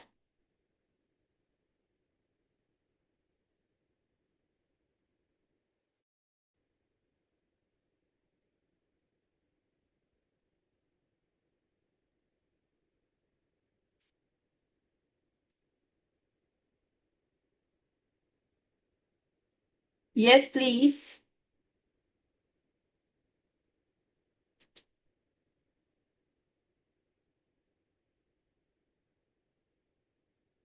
Yes, Siddharth, it is disallowed under section 37, right?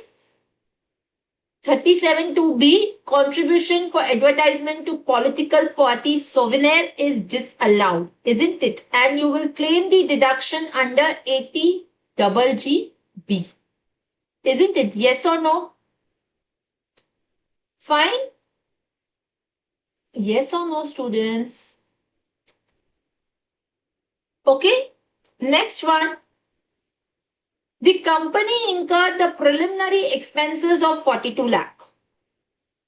The cost of the project is 400 lakh. Capital employed is 700 lakh and it includes the security premium of rupees 100 lakh.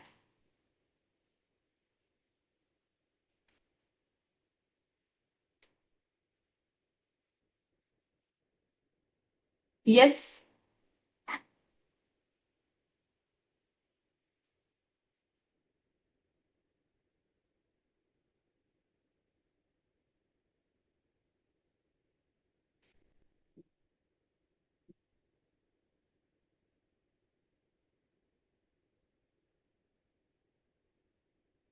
What will happen?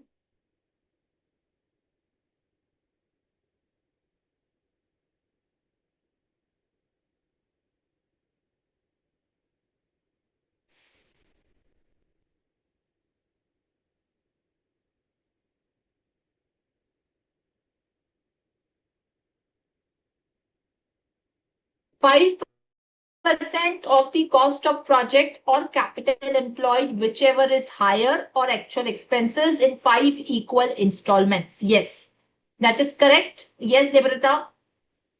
So, what is the amount that you will take over here? 5% of the cost of project or 5% of capital employed, which, and then we will take the 1/5 of that. So what is the cost of projects? 5%, which comes to?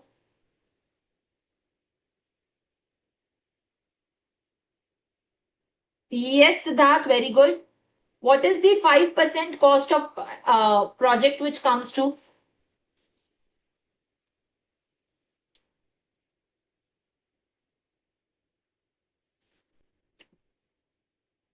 20 lakhs. How much? 20 lakhs. Yes, that's right. And what about 5% of capital employed? 35 lakhs. 35. So you are taking the 5% of 700 lakh? Yes. What is the capital employed that we will consider over here?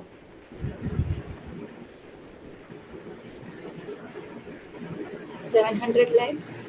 No. So basically, if you look at the 5% of the capital employed, in that you will not consider the securities premium. The security premium will not be considered as a part of the capital employed. Are we getting this particular point? So the capital employed which is there will only include the amount of capital contributed and will not at all include the securities premium amount. You have to remember that, because if you do that, that will give you the wrong answer. Are we clear, students? So this was held by the Supreme Court in the Berger Paints India Limited, that the share premium will not be considered as a part of the capital employed. Are we clear? Yes or no? So therefore, here what we will need to do is, students, here if you look at, I have given the answer over here as well.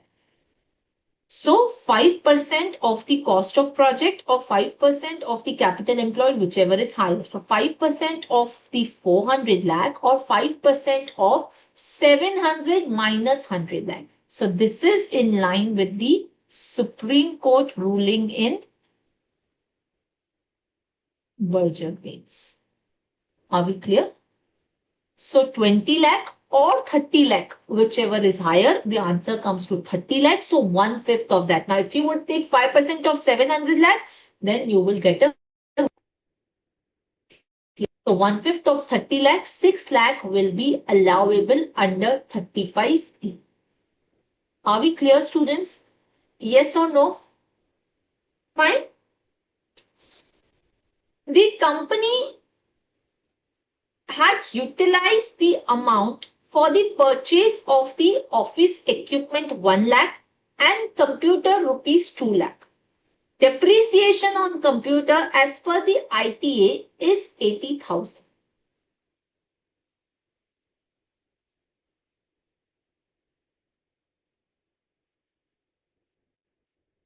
Yes.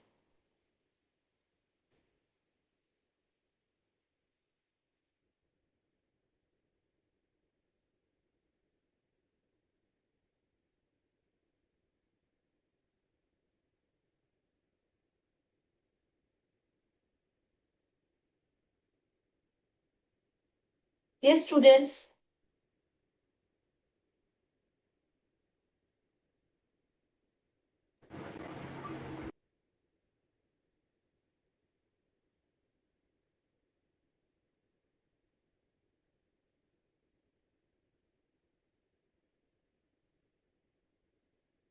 Depreciation not allowed as preliminary expenses allowed. No. This is a separate adjustment.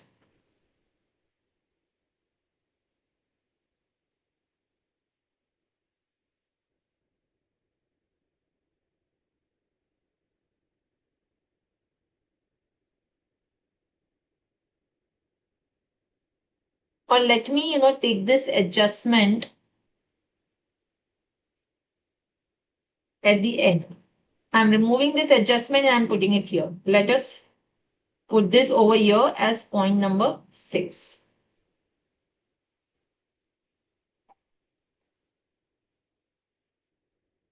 Let's not take this adjustment over here. Okay. The profit from sale of green tea leaves is rupees 20 lakh.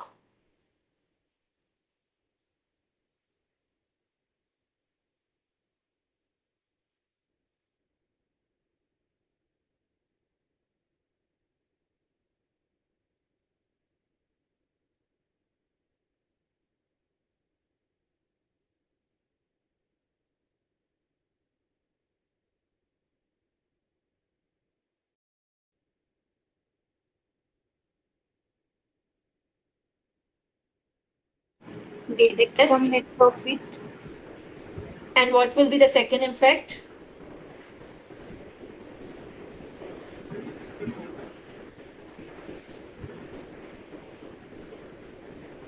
Yes. So what will happen with this amount?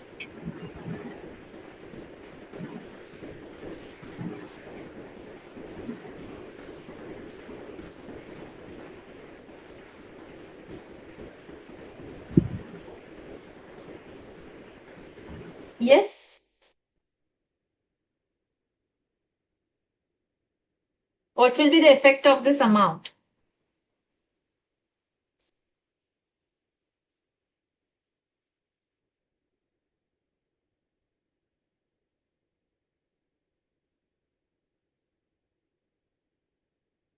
Yes, students.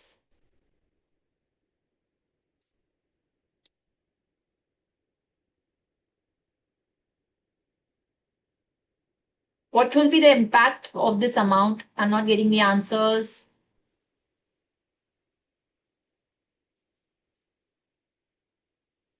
No is exempted. Yes, that's correct. Yes, Debrata. Yes, Siddharth. This is the agricultural income, isn't it?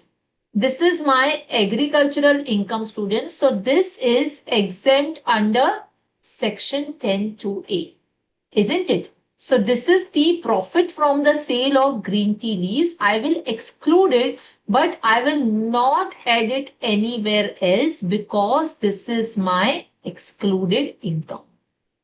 Are we clear? This is, sorry, my exempted income. Clear? So this will be exempt under section 10.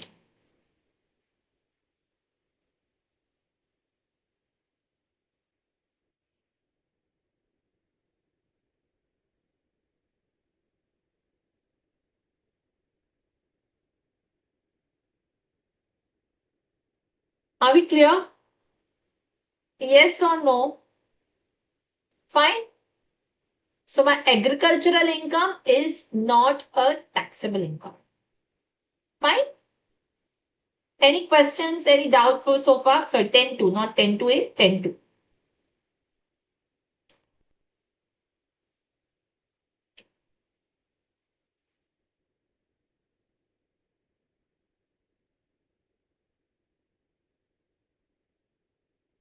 Other information. The company has acquired the plant and machinery at 40 lakhs, building at 25 lakhs, and furniture at rupees 10 lakh. The company has obtained the bank loan of up to 50% of the cost of plant and machinery, which was then waived off by the bank. Furniture of 5 lakh is purchased in cash. So let's first talk about the plant and machinery. This is information given for the purposes of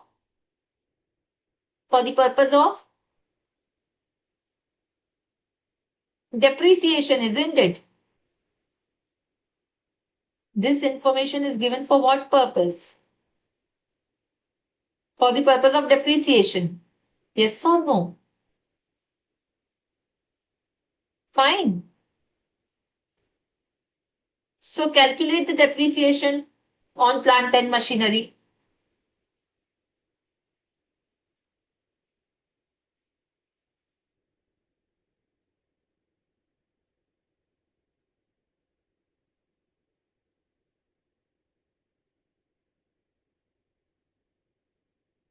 Six lakhs.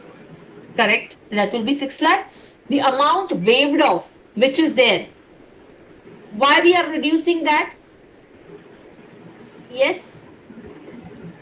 Waiver of amount. Why do we reduce that?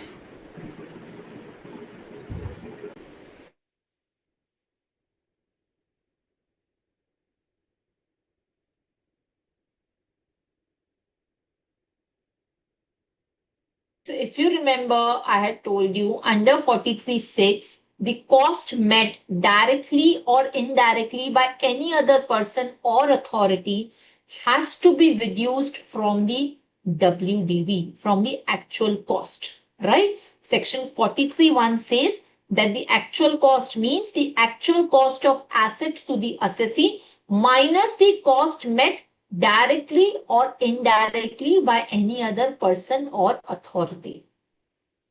Explanation 10 to section 43 also says that subsidy by the government or the central government has to be reduced. Even your ICDS 8 also says that in case of 7 also says that in case of the depreciable asset, you have to reduce from the actual cost. Are we clear? So you have to make a reference like that in your exam. Yes or no? So this is, I will be reducing this waiver as per section 43(1) and ICDS 8. Clear? Is it the only depreciation that we will get?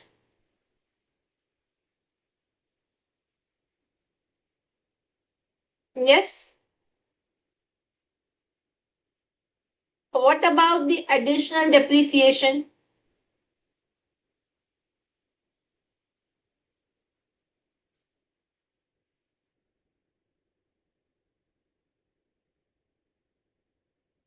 Yes.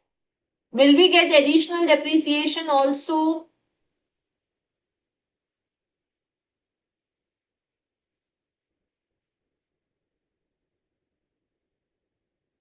Yes or no, students?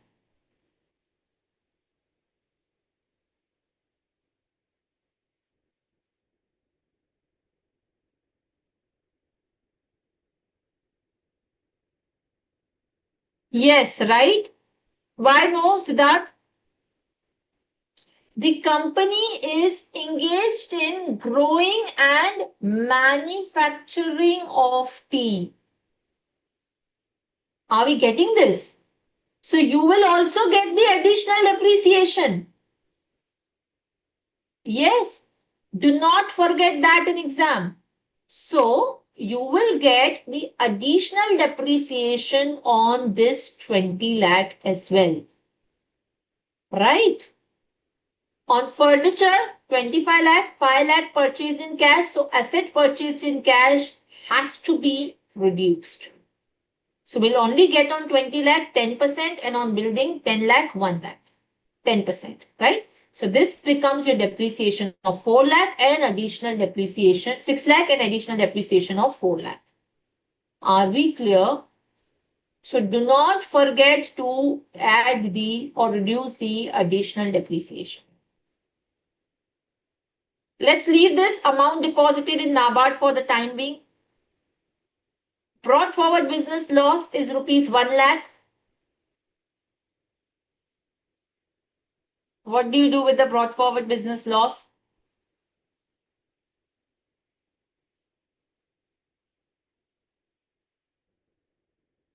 Set off. Yes, we will set off this particular amount.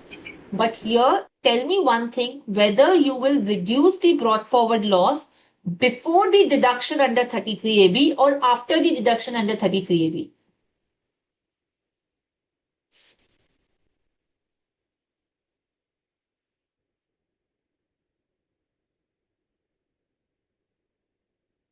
After the deduction. Yes. So first you will calculate the deduction and then only you will allow the brought forward loss. So this is allowed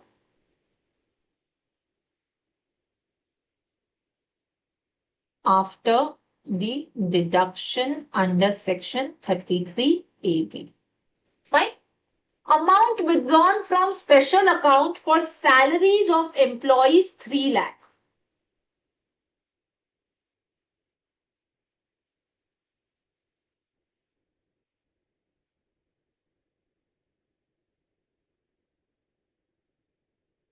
Yes. No adjustment. No adjustment. There'll be adjustment. Think about it.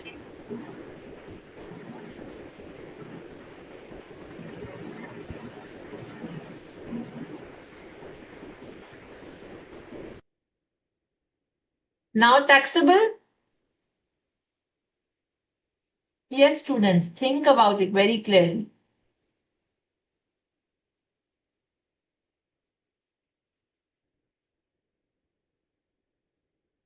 Yes.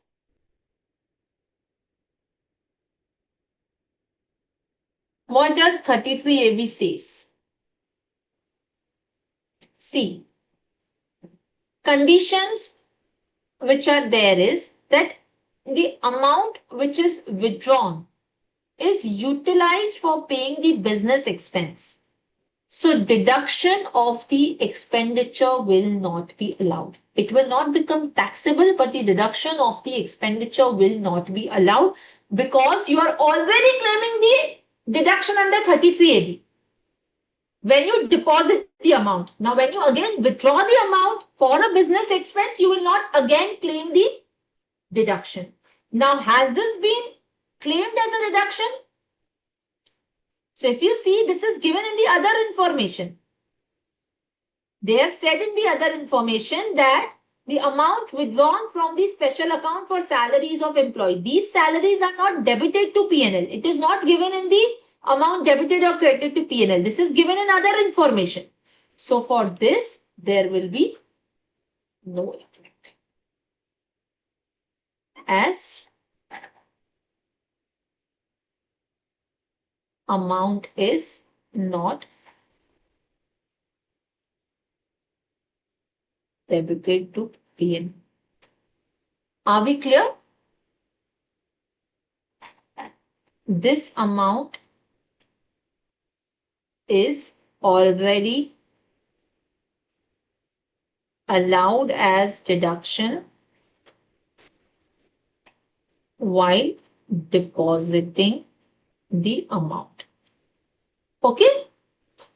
The company utilized the amount for purchase of office equipment rupees 1 lakh and computers rupees 2 lakh. Depreciation on computer as per Income Tax Act is 80,000.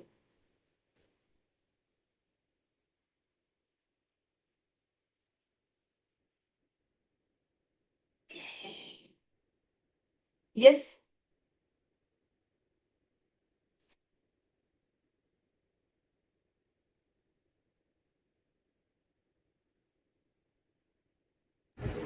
Depreciation on computers is rupees 2 lakhs into 40%, which will comes to 80,000.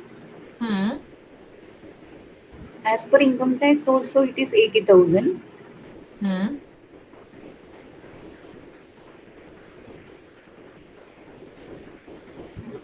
But can we withdraw the amount? See, there are these conditions as I said. The amount can be withdrawn from this from the special account only in respect of the following circumstances: closure of business, partition of HUF, liquidation, dissolution, and death. And in case of closure of business or dissolution, it is deemed to be the income of previous year of closure or dissolution, right? Now, if the amount is withdrawn for ineligible assets, plant and machinery installed in the office premises, office appliances other than computers, plant and machinery of which we have already allowed as deduction, plant and machinery used for manufacturing or production. In that particular case, if the amount is withdrawn for ineligible assets, then it will be considered as deemed to be the PGBP. Are we clear? Now here in this case, the company has utilized the amount for the purchase of office equipment and computers. So what we will do?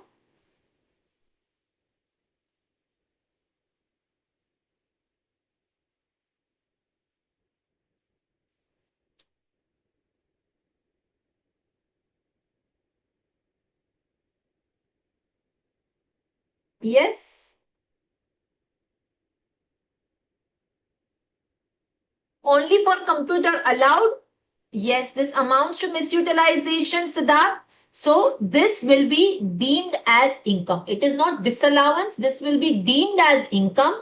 So this amount which is withdrawn for the purchase of the office equipment, rupees 1 lakh, will be added back. So as I have said here, see, amount which is withdrawn for the office appliances will be added back, because this is going to be deemed as my income. This is deemed to be the PGBP. Right? For the computer, we will not consider it as income. Are we getting this particular point, students? So, what I will do is, I will here say that this is office equipment purchase is ineligible withdrawal, and therefore this will be my deemed income. Are we clear? So 1 lakh I will add back. Yes or no? Whether we will get the depreciation on the computer? Yes. Yes. Whether you will get the depreciation on computer? Yes. Why? It is eligible asset. See, when we have deposited the amount, right? At that time, we have already claimed the deduction under 33AB. Yes, Siddharth. Now, again, you cannot claim the deduction of the depreciation. Because when you deposited the amount and then you have utilized the same amount, then you can't claim again the depreciation. So here in this particular case, we will not get the deduction of the depreciation. Are we getting this? So if the amount is already used when deposited, at that time we have claimed the deduction. Now when the amount is utilized, then in that particular case, I will again not claim the depreciation. Are we clear? So here the depreciation on computer will not be allowed.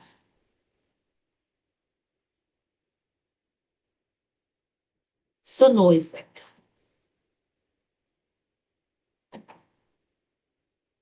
As deduction already claimed under section 33A. Clear? Replacement of the parts of plant and machinery amounting to 5 lakh, for which sum of 25 lakh was withdrawn from deposit account. Maintained with NABARD. 10 lakh has remained unutilized.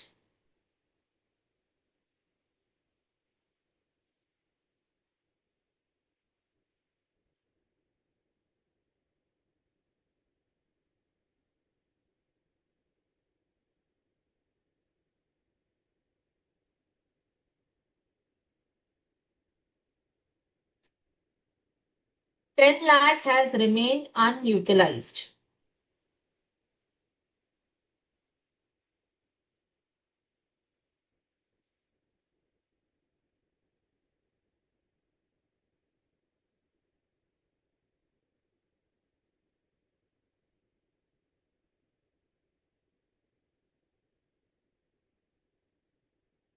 Unutilized, yes, Resham, is deemed to be the income. So this 10 lakh which is there, we will consider it as deemed income. This 10 lakh which is there. Yes. So this will be considered as my deemed income. That is very clear. But what about the amount utilized for the replacement of parts of plant and machinery? Yes, Siddharth, 5 lakh will be taxable as will be treated as revenue expenditure, so will be allowed. No, it will not be allowed. See, what did I tell you here? That any amount withdrawn, if it is utilized for paying the business expenditure, deduction of that expenditure will not be allowed. Are we clear that? So here, if I am utilizing the amount for the revenue expenditure, this 5 lakh is not enhancing the life of the machinery. It is not a substantial repair. It is just replacement of plant and machinery. So this is my revenue expenditure. And if that be the case, I will not consider this as the allowable expenditure. Had it been a capital expenditure, I would have, whether I would have considered this, whether I would have been considered this. So if the plant and machinery is used for the manufacturing or production, if the amount is withdrawn even for that, it will be considered as deemed income. So if amount is withdrawn for the plant and machinery used for manufacturing, then in that particular case, it will be deemed to be the PGBP. It is ineligible asset even in that case. Are we clear? So here, in case it is considered as a capital expenditure, then you will consider it as deemed income. But in case you consider this as a revenue expenditure, you will not give the deduction of that particular expenditure. Are we clear? Yes or no? Now, once you come to the entire answer, right? Once we compute the PGBP, right? Let's say this amount comes as my PGBP. Now, from this, I will allow the deduction under 33AB, which will be lower of the amount deposited in NABARD or 40% of PGBP before allowing the losses. We will not consider the losses for the purpose of deduction under 33AB. Are we getting it? So amount deposited in special account or 40% of PGBP, whichever is lower, will be allowed as deduction under 33AB. Once you calculate the deduction under 33AB, whatever PGBP comes from that, you will exempt 40%, 60% will become taxable. So if you see here, for the purposes of, for the purposes of the rule 8, it says in case of tea, 40% is taxable, 60 is exempt. In case of rubber, 35% is considered as agricultural income, 65 exempt. In case of coffee ground and cured, 25, 75. In case of coffee cured, grounded and grown, 40 and 60. Now this is the case of tea. So 40% will be taxable, 60% will be exempt.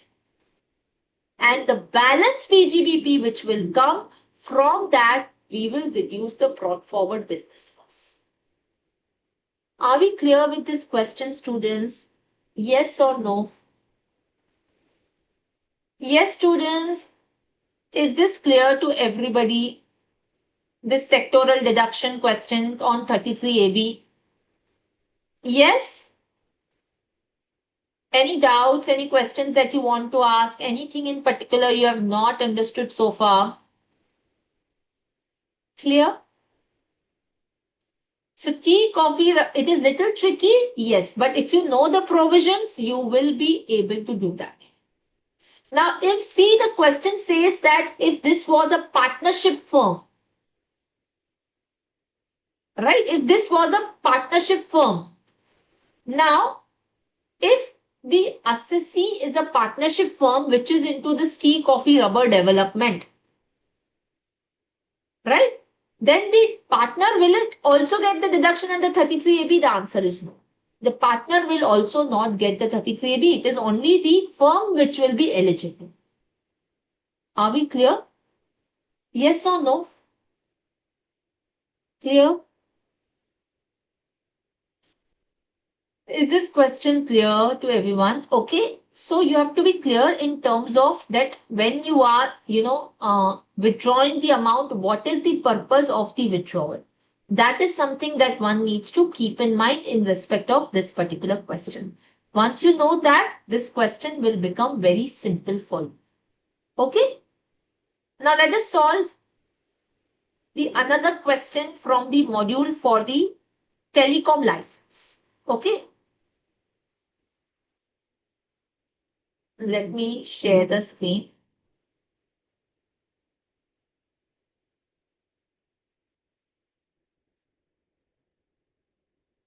Yes. Very small question. Yeah. X Limited, providing telecommunication services, acquired a telecom license at a cost of 50 lakh on 1/4/22 for a period of 10 years. Assuming the telecom license is transferred by X in previous year 24/25, say for rupees 32 lakh, whole of the license is transferred. First, we'll consider whole of the license. Explain how the transfer will be dealt and amount, if any, deductible for 25/26. First, we'll consider when the whole of the license is transferred.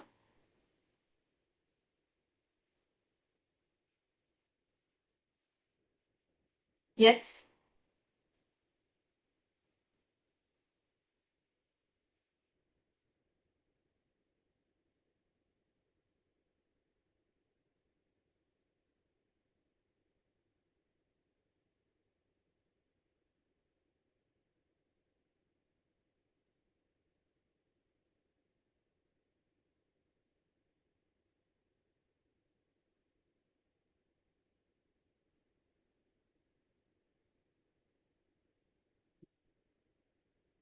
Yes, students.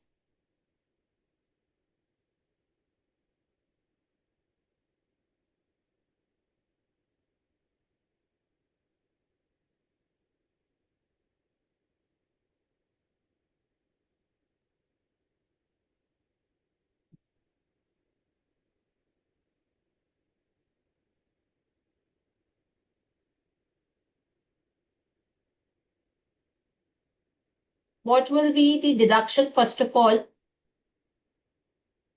See, what is the cost of the license which is there? It is 50 lakh, right? Now, this is purchased for a period of, the license is for a period of 10 years, right?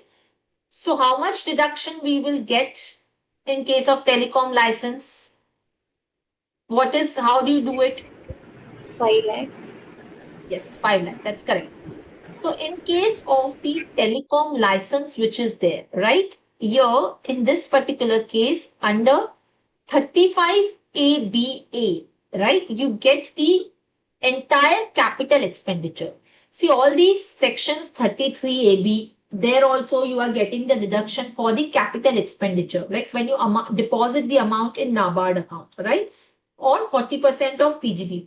Similarly, when you talk about 35, scientific research, again, even the capital expenditure is allowed under that. Revenue is also allowed, capital. When you talk about the telecom and spectrum license, again, this is the license fee, which is a capex. This is specifically allowed as a deduction as the, because capital expenditure is not allowed as deduction, but we have a specific provision to allow. Then 35 AD, that day in the AMD class, we had seen 35 AD capital expenditure, which is for the specified business, right? So here there are the specified deduction. Now expenditure which is incurred for the obtaining the right to use the telecom license, right? This is allowed as a deduction, right? Now this pre-commencement as well as post-commencement, both expenditure are allowed on the payment basis. Pre plus post, let me share the screen from the notes. One second, you'll be able to revise it better. Yeah. So pre plus post commencement, both expenditure are allowed. And the deduction is allowed on the payment basis. On pro rata basis over the specified previous year. If the license fee is paid prior to the commencement of business, it will be allowed from the year in which the business is commenced till the year in which license expires. And if the license fee is paid after the commencement of business, it will be from the previous year in which license fee is paid till the previous year in which license is expired. Right? Now, when the license gets transferred, so you are correct, 50 divided by 10, 5 lakh each year you will be allowed. Now, the license fee, if it is transferred, if the whole or the part of the license fee is transferred, that needs to be looked into. And second, you need to see whether the sale proceed is greater than the unamortized amount or less than the unamortized amount. If it is greater than the unamortized amount, then in that particular case, even if you transfer whole or part, it will be deemed to be the profit in the year of transfer. And what will be the profit? Lower of the sale consideration minus the unamortized expense or the expenditure allowed till date. And in case the sale proceed is less than the unamortized amount, that means there is a loss. So if the part license is transferred, then the unamortized amount minus the sale consideration divided by balance period will be allowed. If the whole is transferred, then the unamortized amount minus the sale consideration will be allowed as deduction. Are we clear? So let us go back to the question and let's try answering it. Okay. So here the telecom license was purchased in 2022, right? And we are in the year 24-25. So we will allow the deduction for the 2 years, 22-23, 23-24. Right? So the unamortized amount which will be there is going to be 40 lakhs, right? 50 minus 5 minus 5, right? If you look at 22-23, 23-24. And this is what is balanced as on the start of the year. Now, if the whole of the license is transferred for 32 lakh. Now, 32 lakh is less than the, so 32 lakh is, sale consideration is how much? 32 lakh, right? This is less than the 40 lakh, the unamortized amount. So in that case, what will happen? Yes, Siddharth, 40 is the unamortized amount. Loss of 8 lakh, Siddharth, is coming. Then what will you do with the loss? What we will do with the loss of 8 lakhs? This will be allowed as the deduction, right? This 8 will be allowed as the deduction. Entire. Okay. In the next case, 43 lakh is greater than the 40 lakhs unamortized amount. So what we will do is 43 is greater than the unamortized amount. So we will allow the lower of, we will consider the taxable as the lower of the sale consideration minus the unamortized amount or the expenses allowed till date. Right? So what is the sale consideration minus the unamortized amount?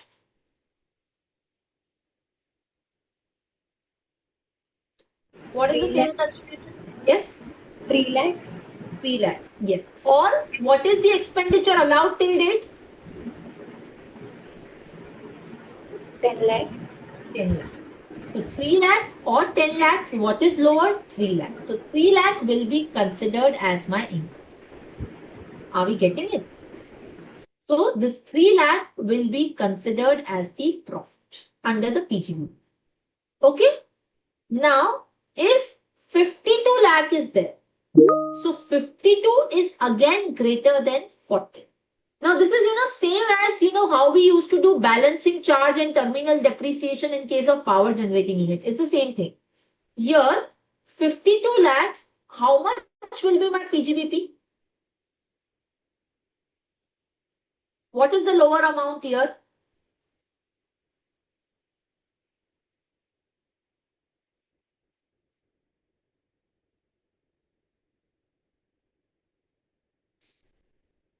$10 lakhs, correct? So 52 minus 40, 12 lakh or 10 lakh, whichever is lower. So 10 lakh will be considered as PGBP, isn't it? But if you see here, if you see over here, over and above 10 also there is a profit which is coming, which is going untaxed. In the earlier case, see in this particular case, the maximum amount which we could consider was 43 minus 40, which is 3 lakh. Correct? So 10 lakh is what I had earlier claimed as deduction. But since I was realizing only 3 lakhs now, I was charging 3 lakhs to the income. Here, I am realizing 52 lakhs. So means I am realizing additional 12 lakhs. What is the deduction which has been allowed to me? 10. I am reversing that deduction now. There is additional 10 minus 12, 2 lakh profit which is remaining. Are you getting this point? This will be taxable as short-term capital gain.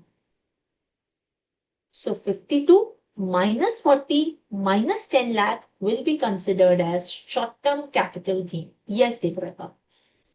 In the earlier case, the amount that you realized was only 3 lakh. But in this case, you have realized 12 lakh. But what you are taxing on the PGBP is only 10 because you have claimed deduction of 10. But what about the balance 2 lakh? That will get taxed under PGBP. Are we clear? Yes. Now, when the part of the license is transferred, again the same situation with respect to 32 lakh, what you will do?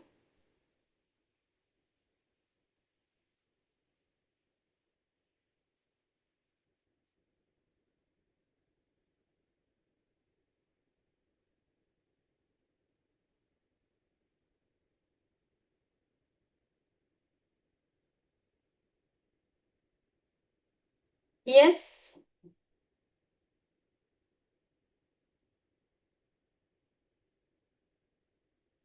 Very quickly.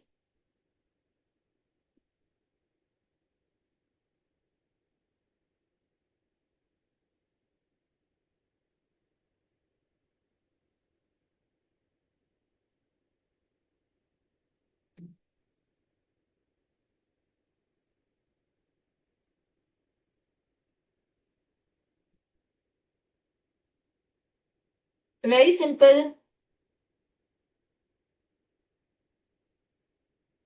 8 Ma'am, the lakh 8 lakhs of loss will be amortized over the remaining period. Correct. So here what you will do is earlier the 8 lakh which is there. So see 32 lakh is less than the 40 lakh, right? So 40 minus 32, 8 lakh. Earlier, if the whole license was transferred, you amortize in that particular year itself. You allow the deduction in that year. But if the part license is transferred, then you will allow over the period of the balance number of years, which is 8 years. Right? You have purchased the license for a period of 10 years.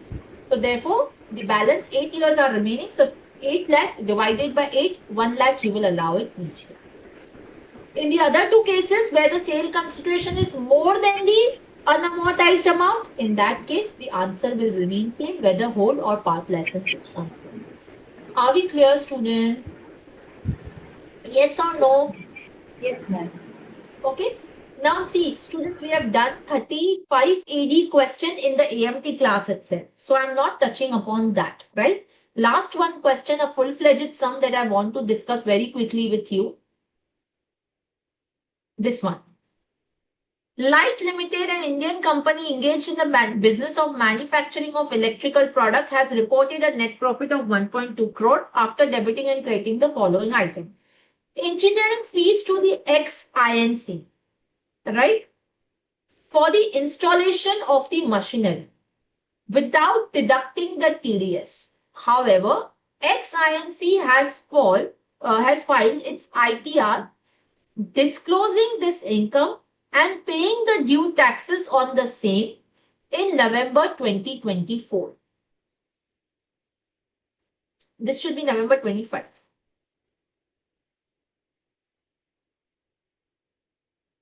This should be not VK company, it's foreign company. What will be the impact?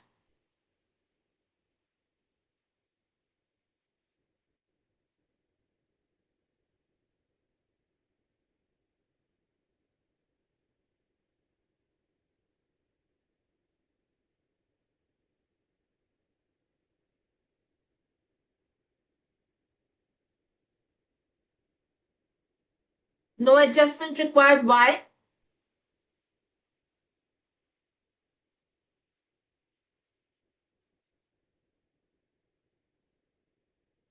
TDS paid. TDS is paid, but it is paid in November. Is it fine? No. What is the due date for the foreign company to file the return of income?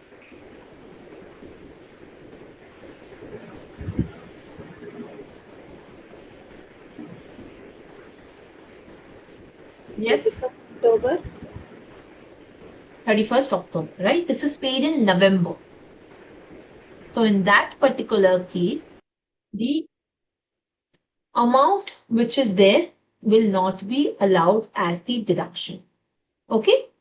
So this amount will not be allowed as deduction. But what if I write in this question, let's say I tweak a question a little bit. Let's say I put it here. Engineering fees paid to the FCO for the installation of machinery. The same is not chargeable to tax under the DTL. Then what will you do?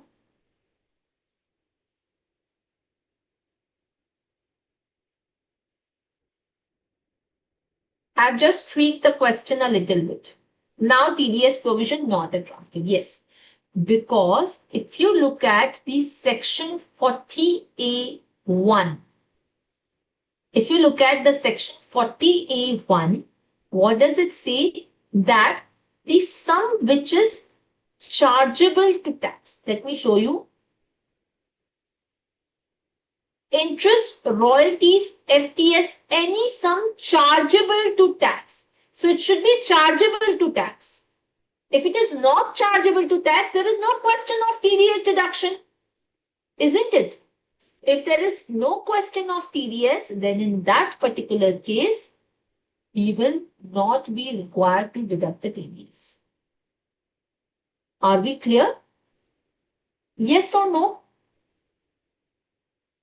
Yes. So this should be chargeable to tax. If I change the question and I say that this is not chargeable to tax, then in that particular case, what will happen, students? I will not be required to deduct the TDS, and therefore there will not be any disallowance. Clear? Yes or no? Yes or no? Fine. So if I write like this, since it is not chargeable to tax, there will be no disallowance.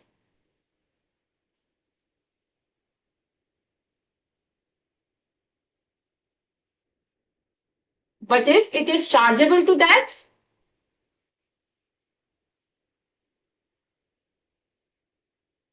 then there will be disallowance. Are we clear, students? Yes or no? Yes, ma'am. Okay. Now, if the return is filed in the month of November, right? If the payee has filed the return of income and paid the taxes, then in that particular case, I will not be considered as the defaulter. Right? I'll not be treated as assessee in default. In that particular case, I'll just be charged the interest at the rate of 1% per month. Clear? Yes or no? Fine. Here they have said that the ex-INC has filed its ITR disclosing this income and paying the due taxes on that in November 25. So in that particular case, I will still be allowed the deduction, but I will only be charged the interest. Okay. Contributed to the Employee Welfare Trust, 2 lakh.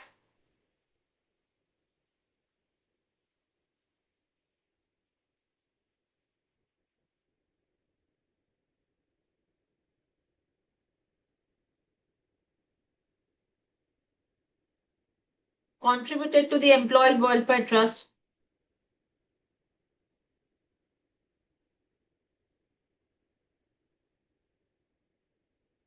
Yes.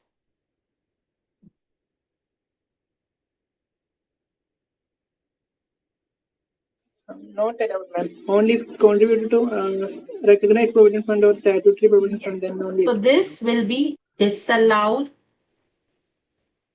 under section 40A9. Right? This is not allowed because it is not a recognized fund. Only to recognize. Yes, Siddharth. It is a statutory obligation, Devrata, but it is not a recognized fund. What if I have written over here, let's say the question would have told you contribution of bonus to the trust and trust pays to the employees before the due date under 139(1). Whether this will be allowed?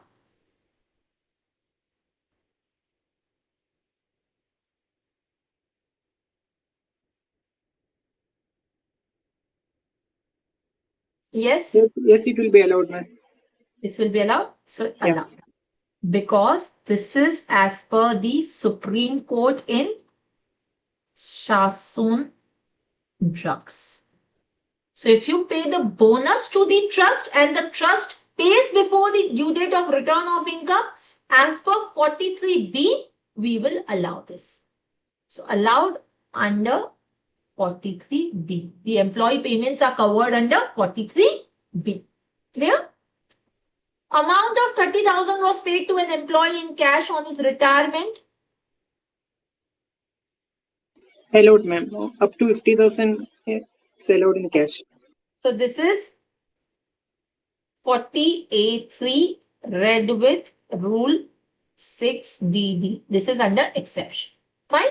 So up to 50,000 on retirement, you can pay it. The company had ongoing loan with the Bank of India and had requested to convert interest due of 10 lakh into new loan, which would be repayable in 5 installments. The assessee has paid 2 installments. This is just what we did, right? So 10 divided by 5 into 2. So how much it would be? 4, right? So 4 lakh only we will allow. So you will add back the 6 lakh. Okay.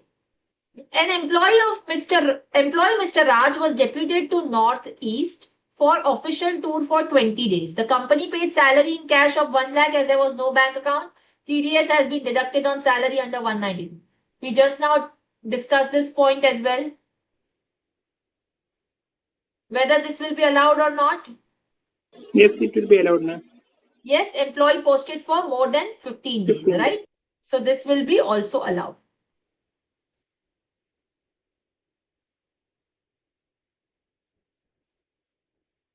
Right? Again, 48.3 read with rule 60. Amount of 3 lakh was incurred on installation of glow sign board for advertisement. I think it will be allowed as in revenue expenditure. Yes, this is allowed as deduction as the revenue expenditure, right? This is a revenue expenditure. So this is my revenue expense. Company paid 5 lakh as regularization fees to municipal corporation to regularize the deviation from sanctioned plan in construction of factory building.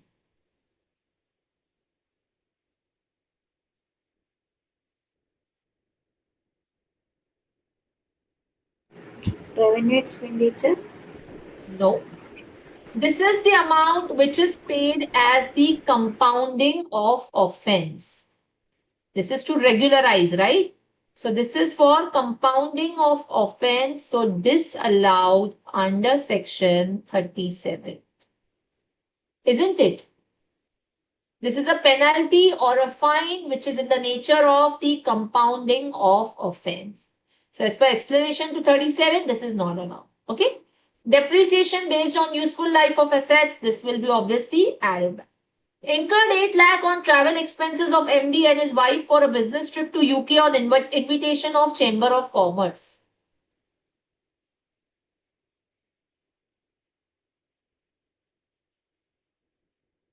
Yes.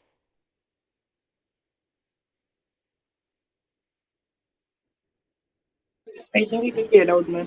This is allowed. Wife expenses also allowed because this is the general business practice to travel with spouse.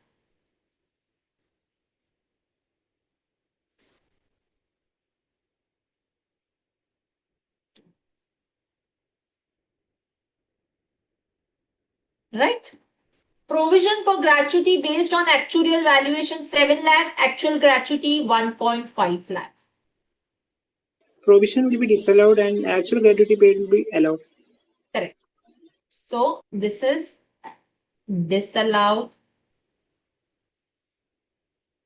under section 40A7. This will be allowed under section 36(1)(5). Interest on GST late paid 1 lakh.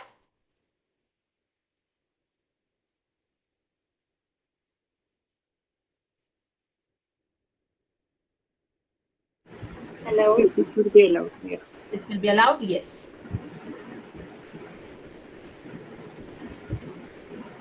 Contractor fee was rupees 2 lakh.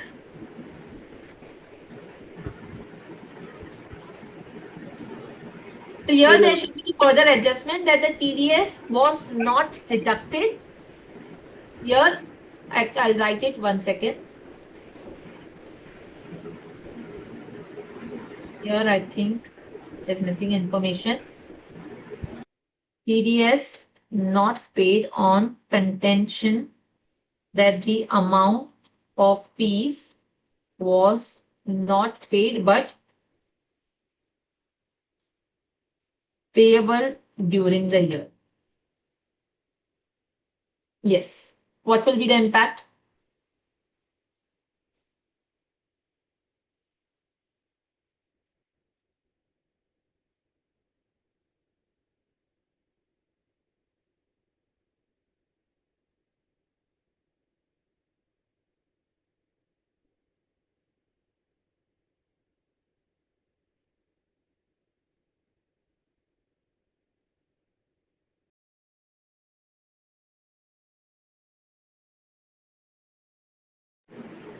Not allowed. This will be allowed, right? Or not allowed?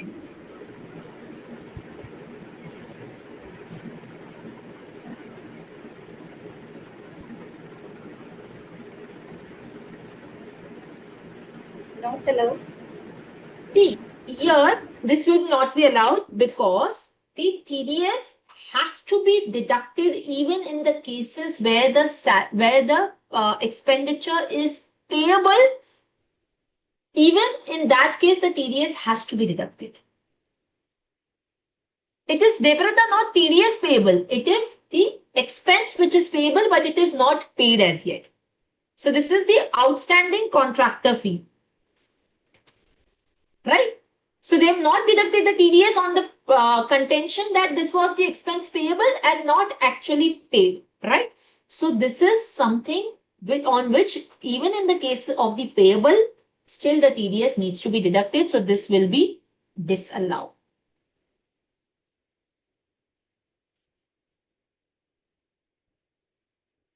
As TDS is to be deducted on the payable. Are we clear? This is Supreme Court in Palam Gas. Expense of 5 lakh incurred for the issue and collection of the compulsory convertible debenture and rupees 2 lakh for the bonus shares.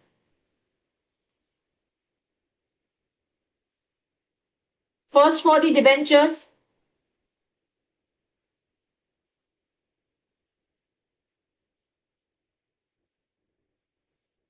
This will be allowed, right? Because this is not in the nature of the capital item. This is debenture, right? So this will be allowed.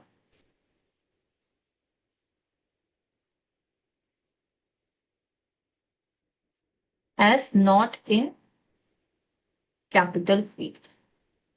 What about bonus share? This is as per the ITC case. What about the bonus shares? It will be allowed, ma'am.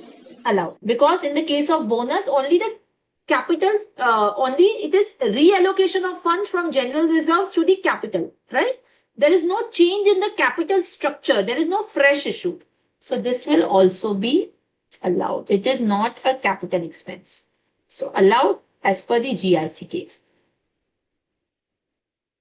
As reallocation of funds and no change in capital structure.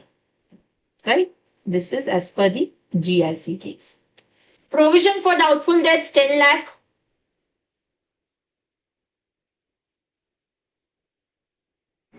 Bad debt actual 2 lakh. Yes. Add back the provision. Correct. This will be added back and that will be allowed. Advertisement charges 1.5 lakh paid by check for advertisement published in the souvenir of a political party. This is just now we discussed. This will be disallowed and deduction under section 80 GG. Fine.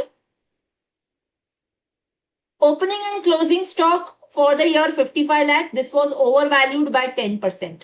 And the closing stock was 54 lakh was undervalued by 10%. What we will do?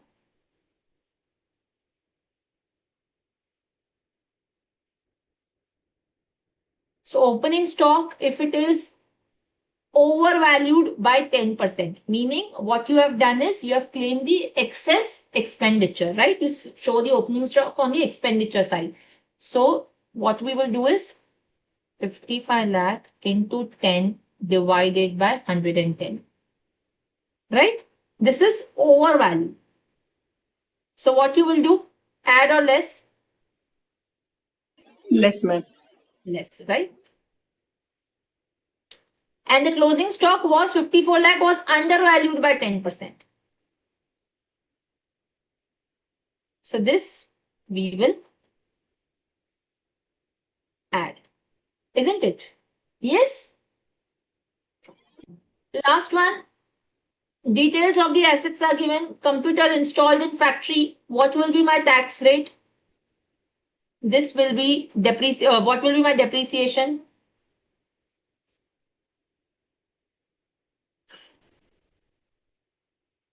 80,000. 40%.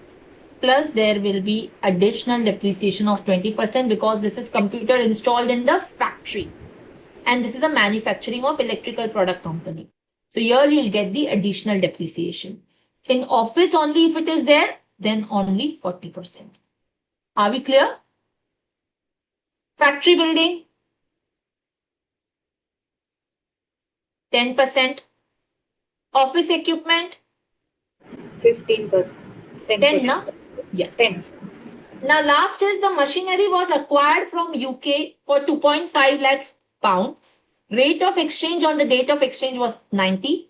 The assessee paid the amount on 5th December 2025. Sorry, yeah, 2024, when the exchange rate was 99. The trial run expense 2 lakh and the custom duty was 20% of purchase price.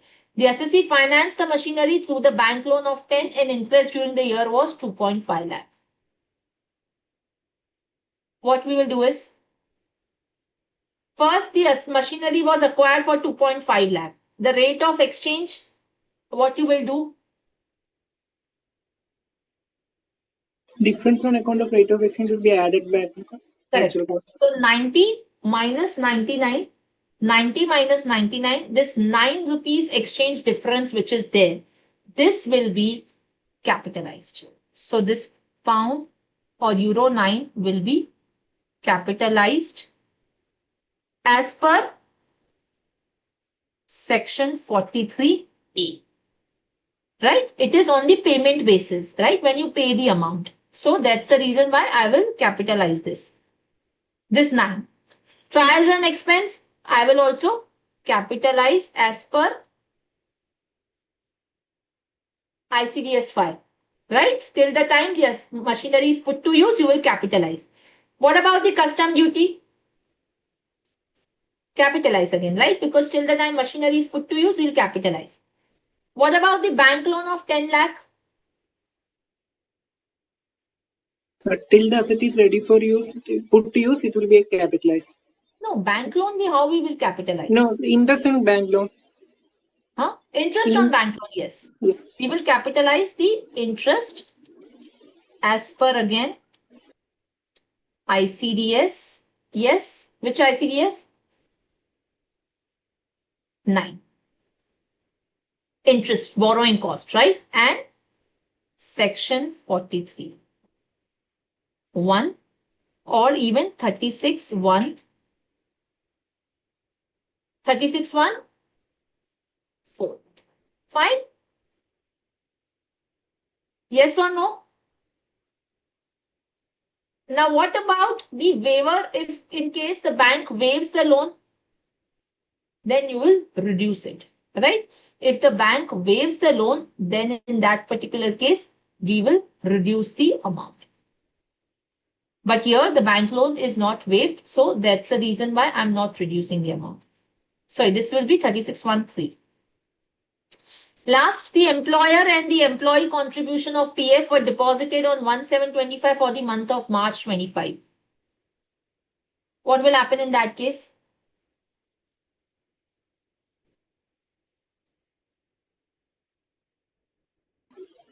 Employer contribution will be allowed, but employee contribution will be disallowed. Yes. So employer contribution, this is allowed as per section 43B because the due date is 139(1), right? So it is done before that.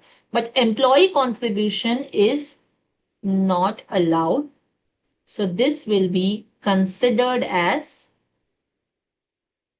income as per section 224, right?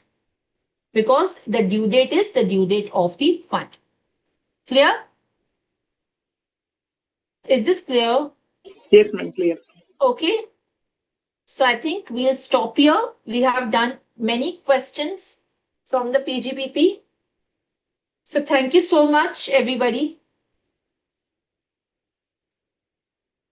We can close the session.